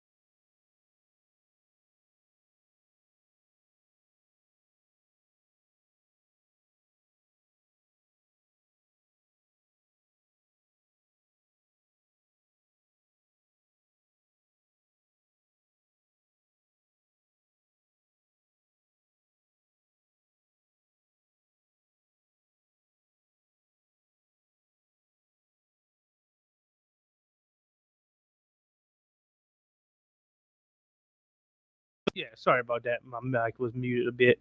Oh well, shit. Yeah, we but said- anyway, we said all that, and then all that we said, no one heard. But Wait, we anyway, can say it again. yeah, Now, like for the female qualified match, we already know that it's gonna be Shayna and Ronda's going to Ronda. win that Now, unless and we were like, but highly undoubt is not like a small chance because But we already know it ain't gonna be because she just announced that she's no longer with the fucking company Naomi and Mercedes. And yeah, WWE can still call her Sasha. And he was like, she couldn't come back. I said, yeah, it's two personas. Yeah, It two looks like personas. Mick Foley, three personas. And Yeah, three he faces. does have literally three faces phases of of Foley. So that's like Mick Foley, two Mankind, faces. and Dude Love, and he literally used all three during the Royal Rumble. Came out Mick Foley, came out Mankind, and came out as Dude Love, and he can use all three. So if technically. If they played their card right and they some kind of way the God's graces and miracles happen. If she, they can come back. Hey, Mercedes Monet, and Trinity Star, because now she's no Trinity Star. She's no longer Naomi anymore. Can't tell you.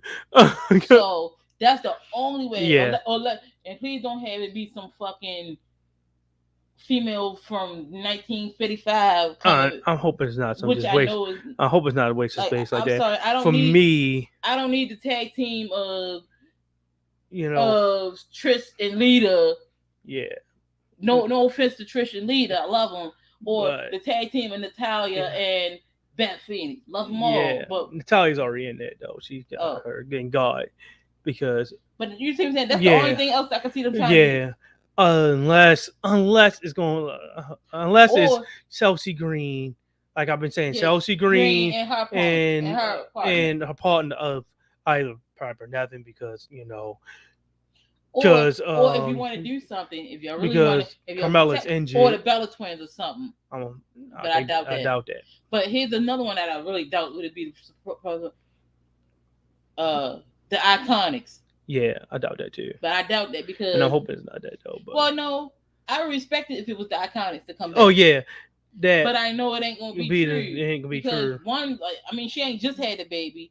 But still, she, she ain't been wrestling. So, been wrestling, and that's the point. And it's about these showcases.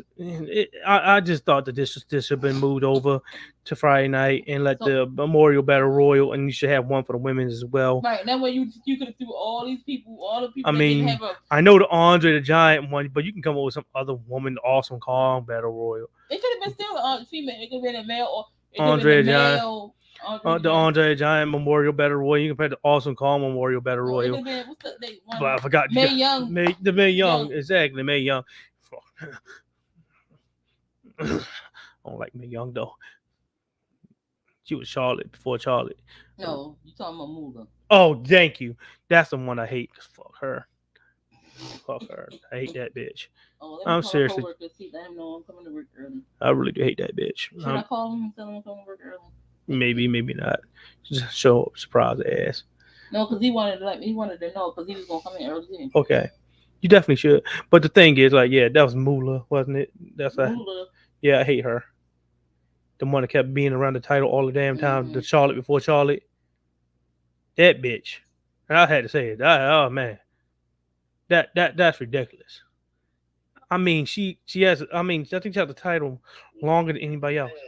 Hey, Mr. Green, how are you? Yeah, she held the title longer than anybody else possibly could. Are you coming in early tonight? Because I'm coming in at 8. It's that's ridiculous. Yeah, I'll be there. All right. That sucks. You left at 1:30? Okay. All right, so I'll be there at 8 o'clock. Okay. Because that sucked. All right. Bye-bye. She held the title. She was like Bruno Sammartino, but she was cheating. Because she's always at the damn title all the time. All the fucking time. I hate that bitch. I'm serious. That's ridiculous. Sometimes you gotta say it like it is. That was fucking ridiculous. You got water in the car? Yes, we do. fourth team in that, so it's another four teams in that. So basically, pick someone. Who am I picking? Ronda and Shayna. No reason whatsoever. Just pick somebody because this match is just thrown together. So I'll just randomly pick someone since they just randomly pick someone. People be in this match just so they're on the card of the show. So basically, there's that. Let's move on to the next one though. So the next one's a little more interesting, a little more purpose for it. So the next one is for the Intercontinental. I would love that, but sorry, Disney don't give me no money. Yeah, like you said, I would love that, Disney. Hope you do pay attention. If you're out there, bro, he's looking for your paycheck anytime, any day. Trust me. You see what the hell I'm wearing? Come on now, come on, bro. I would do it all the time. Exactly. You see mine leaving with. You can, Come on now. You know I'm wearing Spider-Man. She wearing black. Did you see that Black Panther? Yeah. Come on, you out there, Disney? I'm willing. I'll do it easily, willingly. Look at my skin. See the face? Yeah, you look beautiful as you always did. Didn't you need it? Didn't need it. Hard to mess up on perfection. Oh, you're so sweet. Hey, God made you. And then he broke the mold and said no one else can be made from it. Oh, you're so sweet. Hey, tell the truth. Gunther defending his championship against Sheamus and Drew McIntyre. Let's be real. Let's be real. No. Yeah, let's be real. Let's be real. Let's be real. Please, don't McMahon this thing. Please, God. Trip. Please don't McMahon this thing. Give it to Sheamus. The storyline here isn't Drew McIntyre and Sheamus. Is Sheamus and Gunther. Drew said it already on Friday. He already beat Gunther. Who's in that ring that didn't? Who's in that ring that have been having banger after banger with Gunther? Sheamus. Who would be more complete if he wins? Sheamus. And I do know you asking, how would you go about, having this end to save all three men? It's not impossible. I know. It's not impossible. Just have Sheamus. Also, I love girls that just Learn that. do more, and you have the performance center, which is like crazy, amazing. There you go. But you do have the possibility here. You can just easily just have Sheamus beat Gunther. Not Gunther. Sheamus beat Drew McIntyre. Gunther is Sage. Drew McIntyre has a match he can have against Gunther at Backlash. Be Drew McIntyre versus Gunther beats Drew McIntyre versus Sheamus. Sheamus beats Drew McIntyre again. Gunther goes on to have a nice, good, quality loss to Cody Rhodes as his first competitor, setting Cody Rhodes up to be a trailblazer, which he should not lose that title into another, 2 years. Truth be told. I do know you don't want to do that because you don't want to be, but be real. Cody should lose that thing into another 2 years. I'm talking about going WrestleMania to WrestleMania, and that's when he finally loses it. Anyway. Triple threat match for the Intercontinental Championship. How is Gunther going to get out of this, retaining his championship? I have no idea if he can do it. Actually, I'm not going to question the guys. The guys are going to retain. So obviously, any person in this match could be the champion and not be questioned. They're all like former main champions. Yeah. But basically, Gunther, I just really like the run he's doing right now. I think they're going to make the guy look like $1 million. They're going to keep the championship on him. That's just my opinion. That's just what I'm feeling. So Gunther's going to retain. As you see, we disagree. Don't worry, we're going to talk about it even more. Gunther going to drop the title to Sheamus. So Sheamus can be the all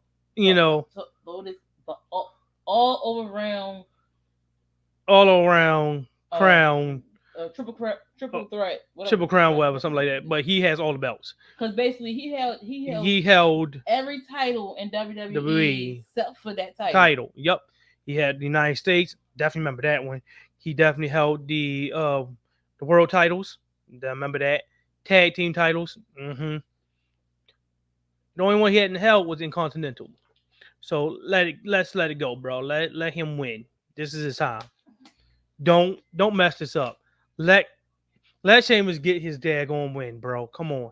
Retain his Intercontinental Championship, in my opinion. All right, the next match. The next match, we have Rey Mysterio taking on his own son, Dominic. So this was just announced actually last night. Rey versus Dominic is happening. A father is going to fight his son at WrestleMania. Can you believe this? This is just crazy. So basically, who's winning this? His father or his son winning this thing? I guess the father has to win, right? He's going to teach his son a lesson and then maybe turn him back to the good side. I don't know. Dom's got a hell of a run going right now with Judgment Day. I don't know if they're going to end that. I can see it going either way, honestly, but I'm like, go ahead. If Rey loses, Rey needs to just be gone from WWE. Well, true, but I don't think he needs to. No, Rey needs to win. First of all, he needs to win his match because you've been blue balling the damn audience since goddamn October. No, Rey needs to win because it, like he said, Rey got to teach the son a freaking lesson. That's what I'm saying. Just had Dominic just fuck with Rey, and then Rey whoop his ass one more again. You know what? I'm done. I'm out of here. Fuck all y'all. And then you make Rey Mysterio a heel. I mean, the last time he been heel was WCW. You turn Rey, you gonna make this gonna push him over to the edge where he become a fucking heel. The last time he was heel was WCW. Give Rey Mysterio the fucking make him the heel that he needs to fucking be. Like, make him. He hadn't been heel since WCW. He had his mask taken off. And I want Rey to be the most cutthroat heel because he never had a heel turn in WWE. By the way, and you like how this gonna turn? Because this thing about how that shit just gonna fuck. I mean, he's been Super Rey.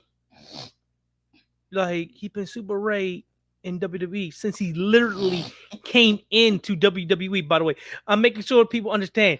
No, there's never, ever been a heel turn of Rey in WWE.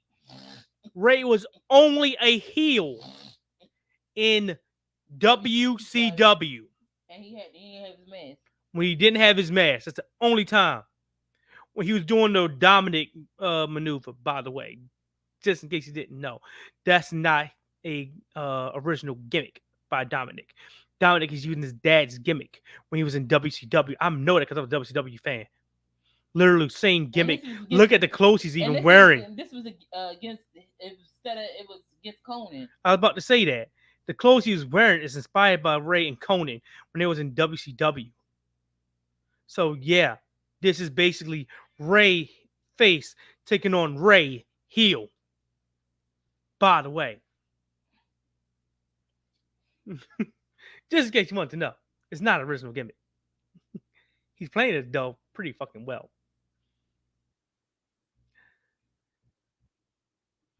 But I'm gonna go with Rey Mysterio. I think Rey Mysterio is gonna teach his son a lesson. He's gonna win at WrestleMania and just beat his son's at WrestleMania in front of like 100,000 people. That's gonna. But I'm hoping that WWE does not, have Rey just outclass his son. Dominic did make some improvements. Let this be a barn burner, a classic type match. Rey can do this. I know Dominic has it in him. Rey, pretty quick. I know Dominic knows his dad's speed because Rey is pretty fast. Even though he drags the matches out, but he does everything pretty quick. Those maneuvers he does, you had to be able to keep up with. I know Dominic, his son, is going to be able to keep up the pace with his dad. I'm hoping that they just don't let this be like a 3-minute match. No, this is not a 3-minute. This is a 20-minute match.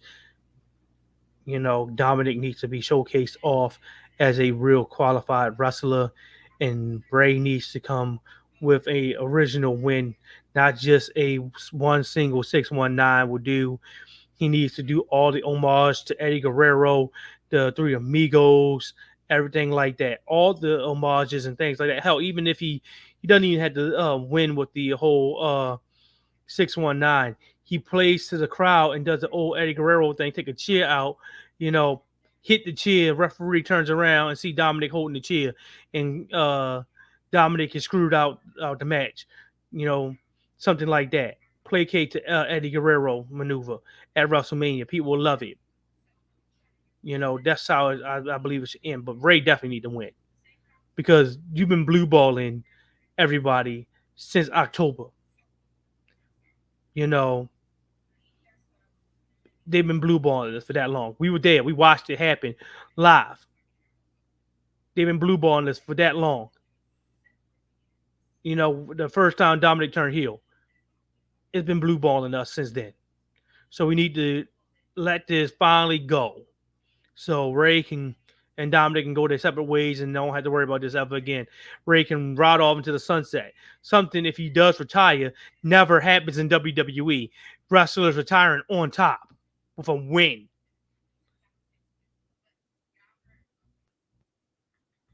Happen. All right, the next match. The next match is actually very interesting. So this is a Hell in a Cell match. It's a cage match at freaking WrestleMania, which is like kind of a rare thing to actually happen. So who's going to be inside this cage match? It's Hell in a Cell match. We have Edge versus Finn Balor. So this is a feud that's been going for a little while. Who's winning this at Hell in a Cell? It's Edge. I'm going with Edge. It's obviously Edge. It's obviously Edge. No one can. It's obviously Edge. It's Edge. It's Edge. Brood Edge finally takes down Finn Balor in his most powerful state as Demon Finn Balor. This is going to be a showcase for Demon Finn Balor, even because what happened last time in the match when the rope broke and Roman Reigns won with that surprise win against Finn Balor. That was weird because that was a real maneuver that wasn't fake, that wasn't set up. It was an actual botch, but Roman saved it by actually pinning Finn Balor at that moment. Don't fuck around. Glad he did. Just end it. They figured out end the match right there. So, because that happened, that rope broke, and it's kind of weird. But yeah, Edge should win this. That was just like an instant response for me. Who's winning this? Oh, it's Edge. It's just who's going to win the match. So basically, Edge winning this Hell in a Cell match is what I see. This is going to be a hell of a match, Hell in a Cell match, bringing up some more excitement for WrestleMania. It's just wonderful. Of course, there's rumors, Triple H doesn't want the Hell in a Cell pay-per-view happening anymore. He sees it as a match stipulation, not a show of its own. That's why Hell in a Cell is at WrestleMania, I like not that too. at the Hell in a Cell pay-per-view because it doesn't exist anymore. So Hell in a Cell, Edge, he's the winner. All right, the next match. We have Brock Lesnar, the Beast incarnate, taking on Omos. I really don't know who's going to win this because they can use Brock Lesnar as what he normally used as talent enhancement sometimes. But it's Brock Lesnar, so he can definitely win. But we do know what's going to happen. This is going to be the F5. We here for one thing and one thing only, the F5. So Brock may win, but the F5 and calling the night. But we know this is a spot just for Brock Lesnar to pick up 400-pound Omos and F5 him. I think you're going to say it too, because it should be obvious. Why? Why did they randomly decide to put this on? This apparently was one that was pushed through by Vince McMahon. Now, Vince is no longer the head of creative. Triple H is the head of creative now, but apparently he really wanted this match to happen. He really wanted to push it through. It was Vince McMahon and Brock Lesnar, by the way, because Brock Lesnar wasn't doing the match with Bray Wyatt. Hence the reason why the match with Bobby Lashley and Brock Lesnar ended in a weird way where both were technically winners because Bobby Lashley technically won, but Brock Lesnar was the last one left standing, right? But, hey, McMahon, last time he had influence again, let you know how long ago this was actually planned out as a possibility. And yes, it was a possibility. Brock Lesnar had the possibility of doing the McMahon match or the Triple H match of him versus Bray Wyatt. He's not taking the L to Bray Wyatt because he's the Beast incarnate. So he said, fuck it. I'm going to go and do. You was want the damn spectacle any damn way. So here's the F5. Seriously. That's what it was. He just wanted the F5 maneuver anyway. So, okay, let's keep it going.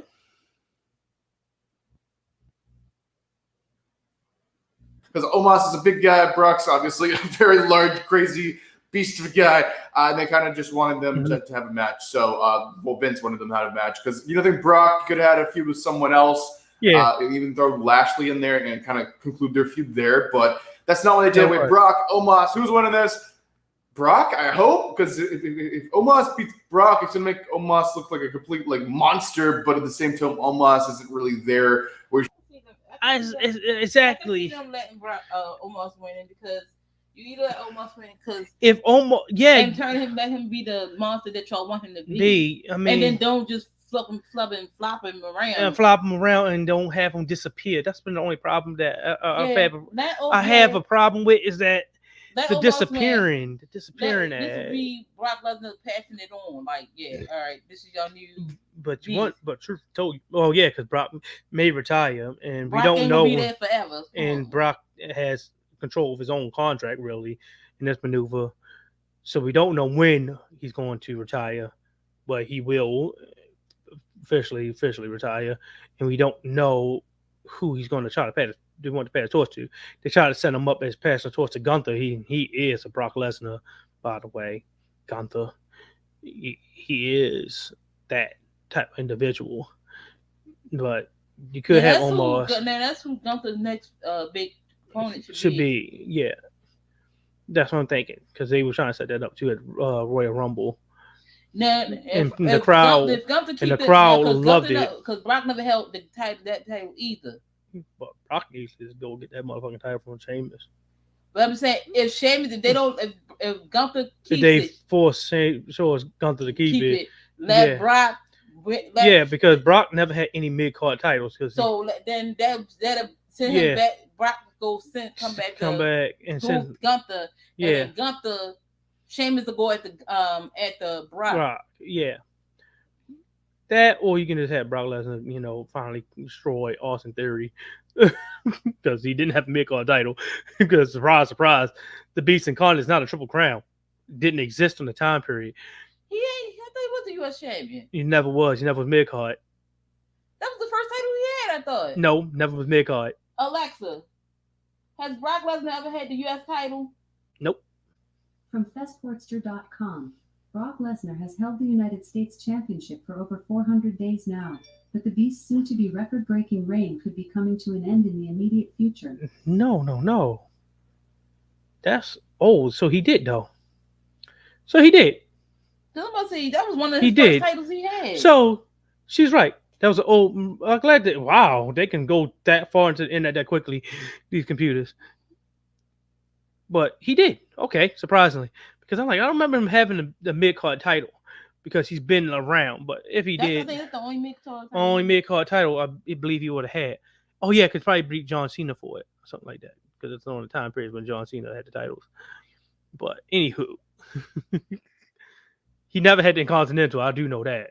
He's ready to be like the champion or whatever of the company. So I think Brock has to win this. So yeah, basically I'm predicting Brock Lesnar to win this match. All right, the next match. We have some legends going on now. So we got Trish, Lita, and Becky Lynch all teaming up, which is crazy. Take on Damage Control. So who's winning this? It's got to be the Legends. The Legends can't lose this. It's to be Trish, Lita.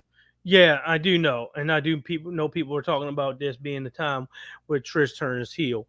But you don't have to have them lose the match in order for Trish to turn heel.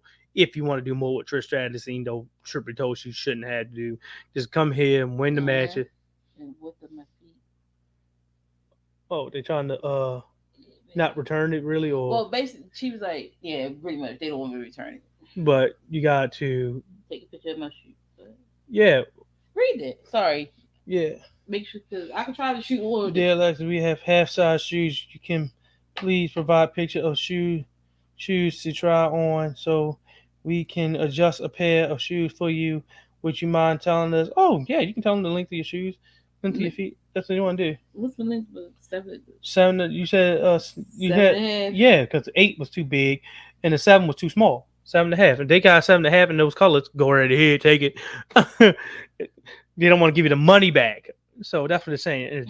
I mean, if they were basically because I'm pretty sure they like. But if they didn't have half size. But let them know 7.5. So maybe you can get a half size for that shoe. Maybe they may have it and just don't, or they may make a damn half size in order to give you the goddamn shoe and keep the money. No, that's okay. That's the only damn thing you want. for both shoes. As well with Becky Lynch there. So it's got to happen that way, I believe. I think it just does it make a lot of sense? I mean, it makes Damage Control look very, very strong as a team, but I don't know where they're going with this. My opinion, I'm going Trish Lita. What's he say? Take the picture. Or just take a picture of the shoes.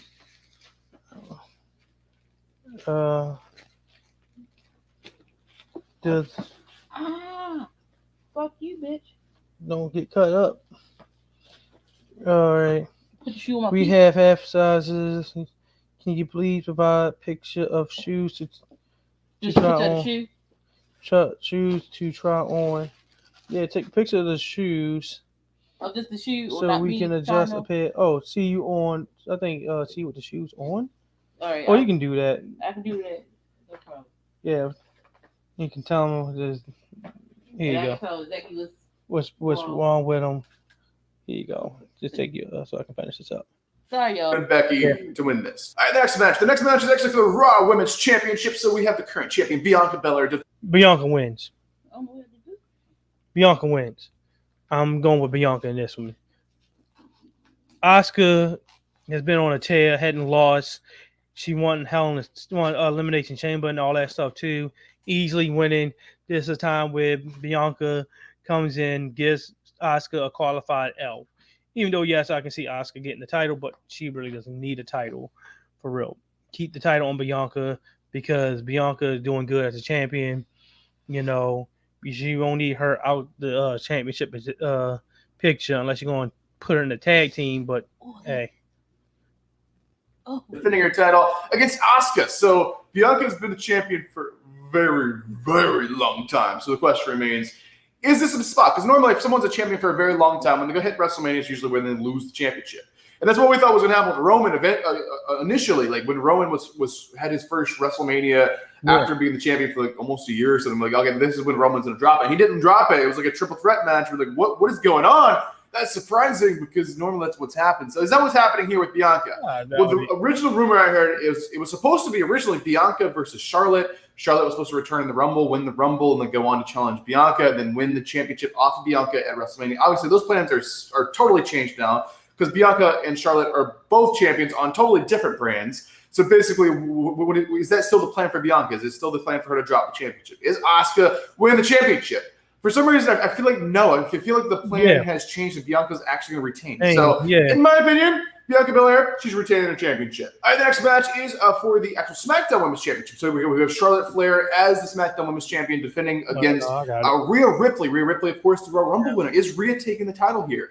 I can actually see this happening. As much as Charlotte has like a good record of always winning a WrestleMania, just like showing up everybody and like winning when you don't think she's going to win and coming out of nowhere and just winning the whole thing. It's just like, don't doubt Charlotte Flair WrestleMania because she's probably going to win. But Rhea winning the Rumble, going on, I can see Rhea taking the championship here. I'm going to go with something crazy. Maybe not a lot of people will agree with me here, but I'm going to say Rhea Ripley. Rhea Ripley bringing a... Yeah, everyone's talking about Rhea Ripley winning this anyway. It's kind of like, it's more like it's self-evident Rhea's going to win. I can still see Charlotte on some bullshit because she is the Brock Lesnar of the women's division. You know, Charlotte wins because she's Charlotte. You know, she wins because she's Charlotte. I would not be mad by that, by the way, if Charlotte does pull that. If Charlotte beats Rhea Ripley at the heat of her powers, have her get beaten by Charlotte Flair, that would be something because now you have Charlotte. Hold on, girl. Charlotte, go ahead. I can, Let me stand up. I can easily still talk, but yeah. So they see the gap in my feet, man. Yeah, definitely see the gap there. And towards the back. Yeah, that's right. Yeah. There we go. Even though I can still see Charlotte winning that, by the way, because she's Charlotte. Because Charlotte can easily just beat Rhea and have her look like a real monster. You know, Rhea Ripley at the heat of her powers, you know, bigger, better than ever, still lose to Charlotte Flair. You know, that would be a shocker. And definitely be a curveball to everyone have Rhea lose. I mean, you can still have a win at Backlash anyway, but that would be something, a real shocker. Charlotte Flair wins. And like, what did you expect? You know, type of situation. As a championship to the Judgment Day, and actually going to be the SmackDown Women's Champion, going to beat Charlotte Flair at WrestleMania. Maybe it's a bit wild prediction, but I'm going to go for it. I'm going to say Rhea Ripley going to be the SmackDown Women's Champion at the end of this match. All right, the next match is for the Tag Team Championship. So we have the Usos. You know the Usos losing this match. It's Kevin Owens and Sami Zayn. This is the thank you for being a good, loyal worker, Sami, type of maneuver. Always taking those L's and then, coming back and being a main eventer as well. Kevin Owens always being as good wrestler. Here you go, Kevin. It's time for the reign of the Usos to finally come to an end. I mean, they really ran through everybody in the tag team division almost twice, to a point where it started to become a bastardization and started to look really embarrassing.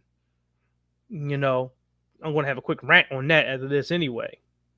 Usos are undisputed tag team champions. Of course, they have both the Raw and SmackDown tag team championships, so they have like 4 titles between them, which is crazy. Basically, they're defending these titles against Sami and Kevin Owens. Sami Zayn and Kevin Owens. Are they going to defeat the Usos? A lot of people are saying yes. A lot of people are saying yes. They're going to defeat the Usos. But then it brings the question of Roman and what's happening. Is everyone just losing all the championships at WrestleMania, or is Roman retaining? We'll get to that in a second. But basically, for this, I think the Usos would retain, but Sami and KO, would they win the championships? I don't know. I can really see it going either way. I can stand here and battle myself about this forever. But really, I got to choose someone. I'm going to say the Usos to retain, but honestly, I could see Sami and KO taking the championships. But honestly, we'll just have to wait and see. I don't know. This is one match I could definitely see going either way. All right, the next match, we have Seth Rollins versus Logan Paul. So this is a match kind of just thrown together as well. But I think it's going to be a cool match. Logan Paul's really impressed. Of course, Logan Paul is a YouTuber. He's not really a professional wrestler. No. Logan Paul is a wrestler. I'm going to say it. Logan Paul's a wrestler. That man's a wrestler. That's not a YouTuber. He's a wrestler with a YouTube channel. He wasn't a boxer. He couldn't box to save his motherfucking life. But he's a damn wrestler. You saw that maneuver he did with Ricochet just coming off of blowing out his fucking knee. You don't do that. Average people don't do that. You don't have faith in your body like that. Literally after blowing out your knee at a pay-per-view event, taking some time off, and then just coming back. First time you come back, you do a spot where you collide from ring to ring after blowing out your knee. He's a wrestler. Seth Rollins wins, though. He stomped the hell out of his head. Like an indie guy they signed and took to NXT and trained forever. It wasn't that. Like, Logan Paul's only had a few matches. He's had a lot of training from very high up people. Of course, Shawn Michaels is everyone's point out, but he's been trained by a lot of smart people in the business. So yeah, he's had the best training he possibly have. So he better freaking be good in the ring. But basically, Logan Paul's really good, right?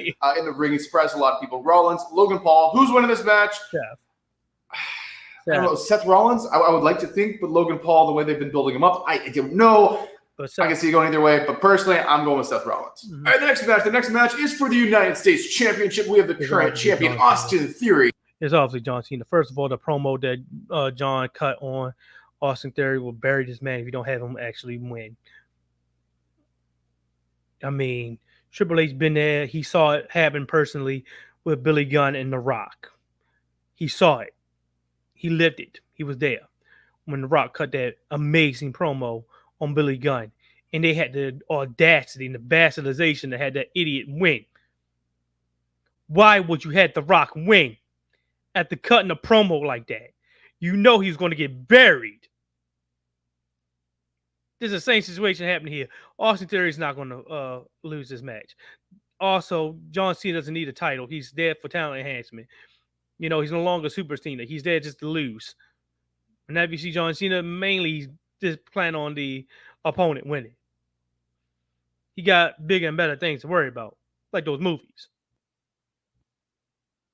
Defending his title against none other than John Cena. So John Cena back from Hollywood, ready to have another match. So Austin Theory, John Cena, who's winning this? Of course, it's got to be Theory. Theory has to be the champion because Cena can't carry a championship when he's not even really in the company anymore because he's in Hollywood. Exactly. So it's gonna be a good match, but maybe it's gonna be a DQ or something because I really can't see like Austin Theory beating Cena clean. Hopefully you guys are with me with that. Maybe it'll be a DQ. Maybe like you can always have a weapon, someone interfere, count out something. I think some kind of shenanigans are gonna go on for Austin Theory to keep the championship.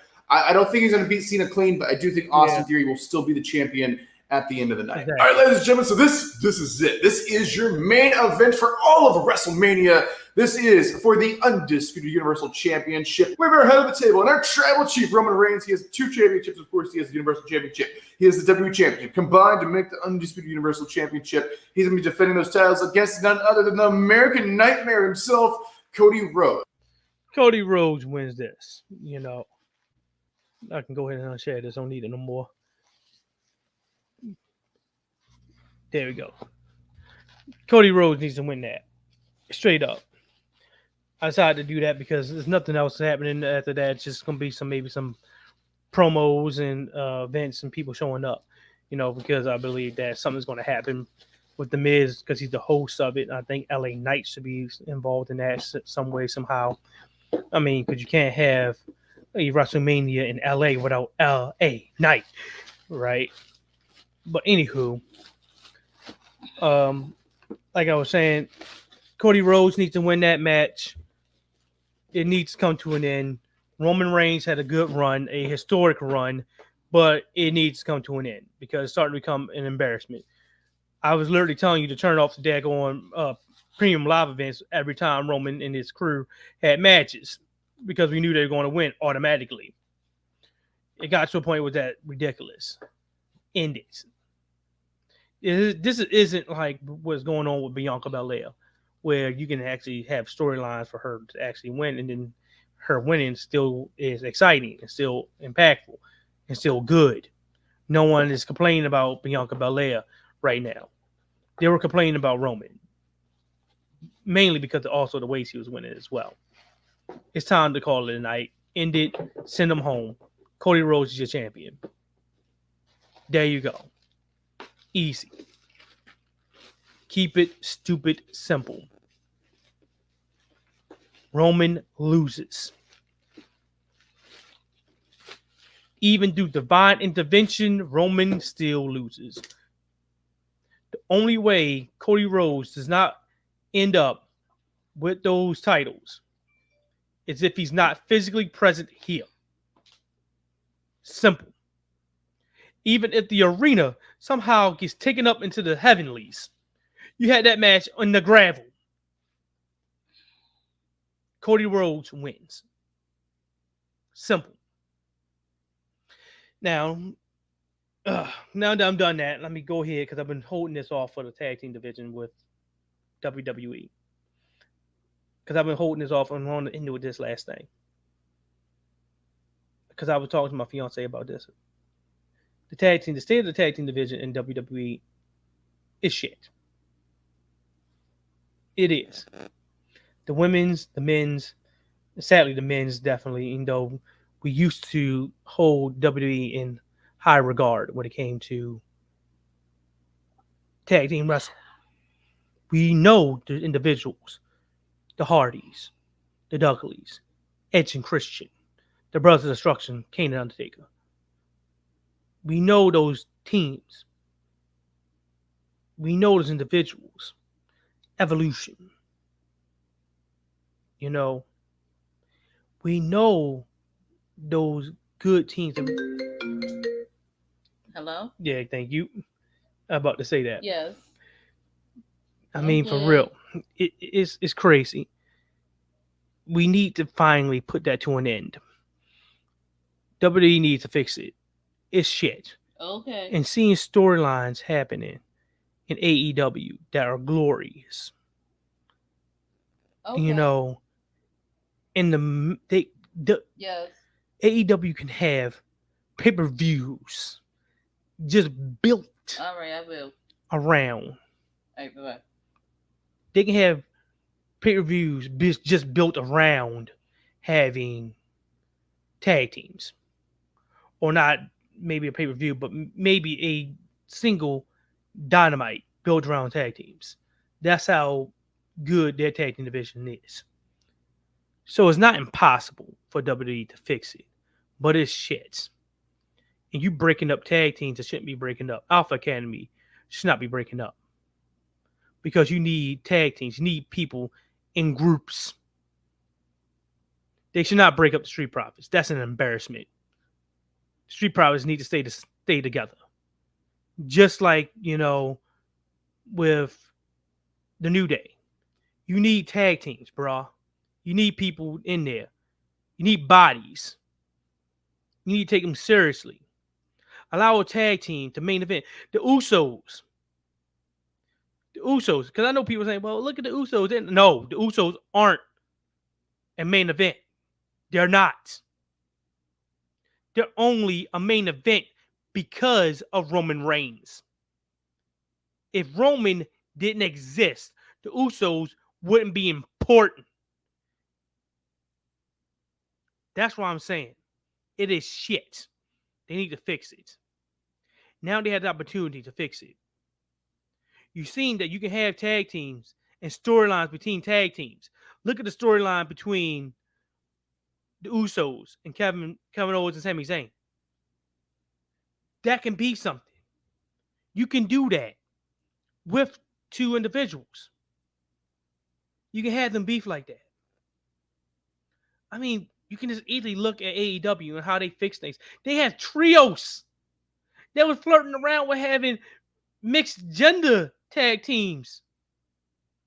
Come on. It's not that hard. Just look over the pond and say, hey, they got good tag teams over there. Build things up. I like Braun Strowman and Ricochet. Make them real. Treat the Viking Raiders as if they legit. Had them get the titles. Had them beat the Usos. Yes, I said it. Had them pin the Usos. Allow for singles matches to happen between tag teams.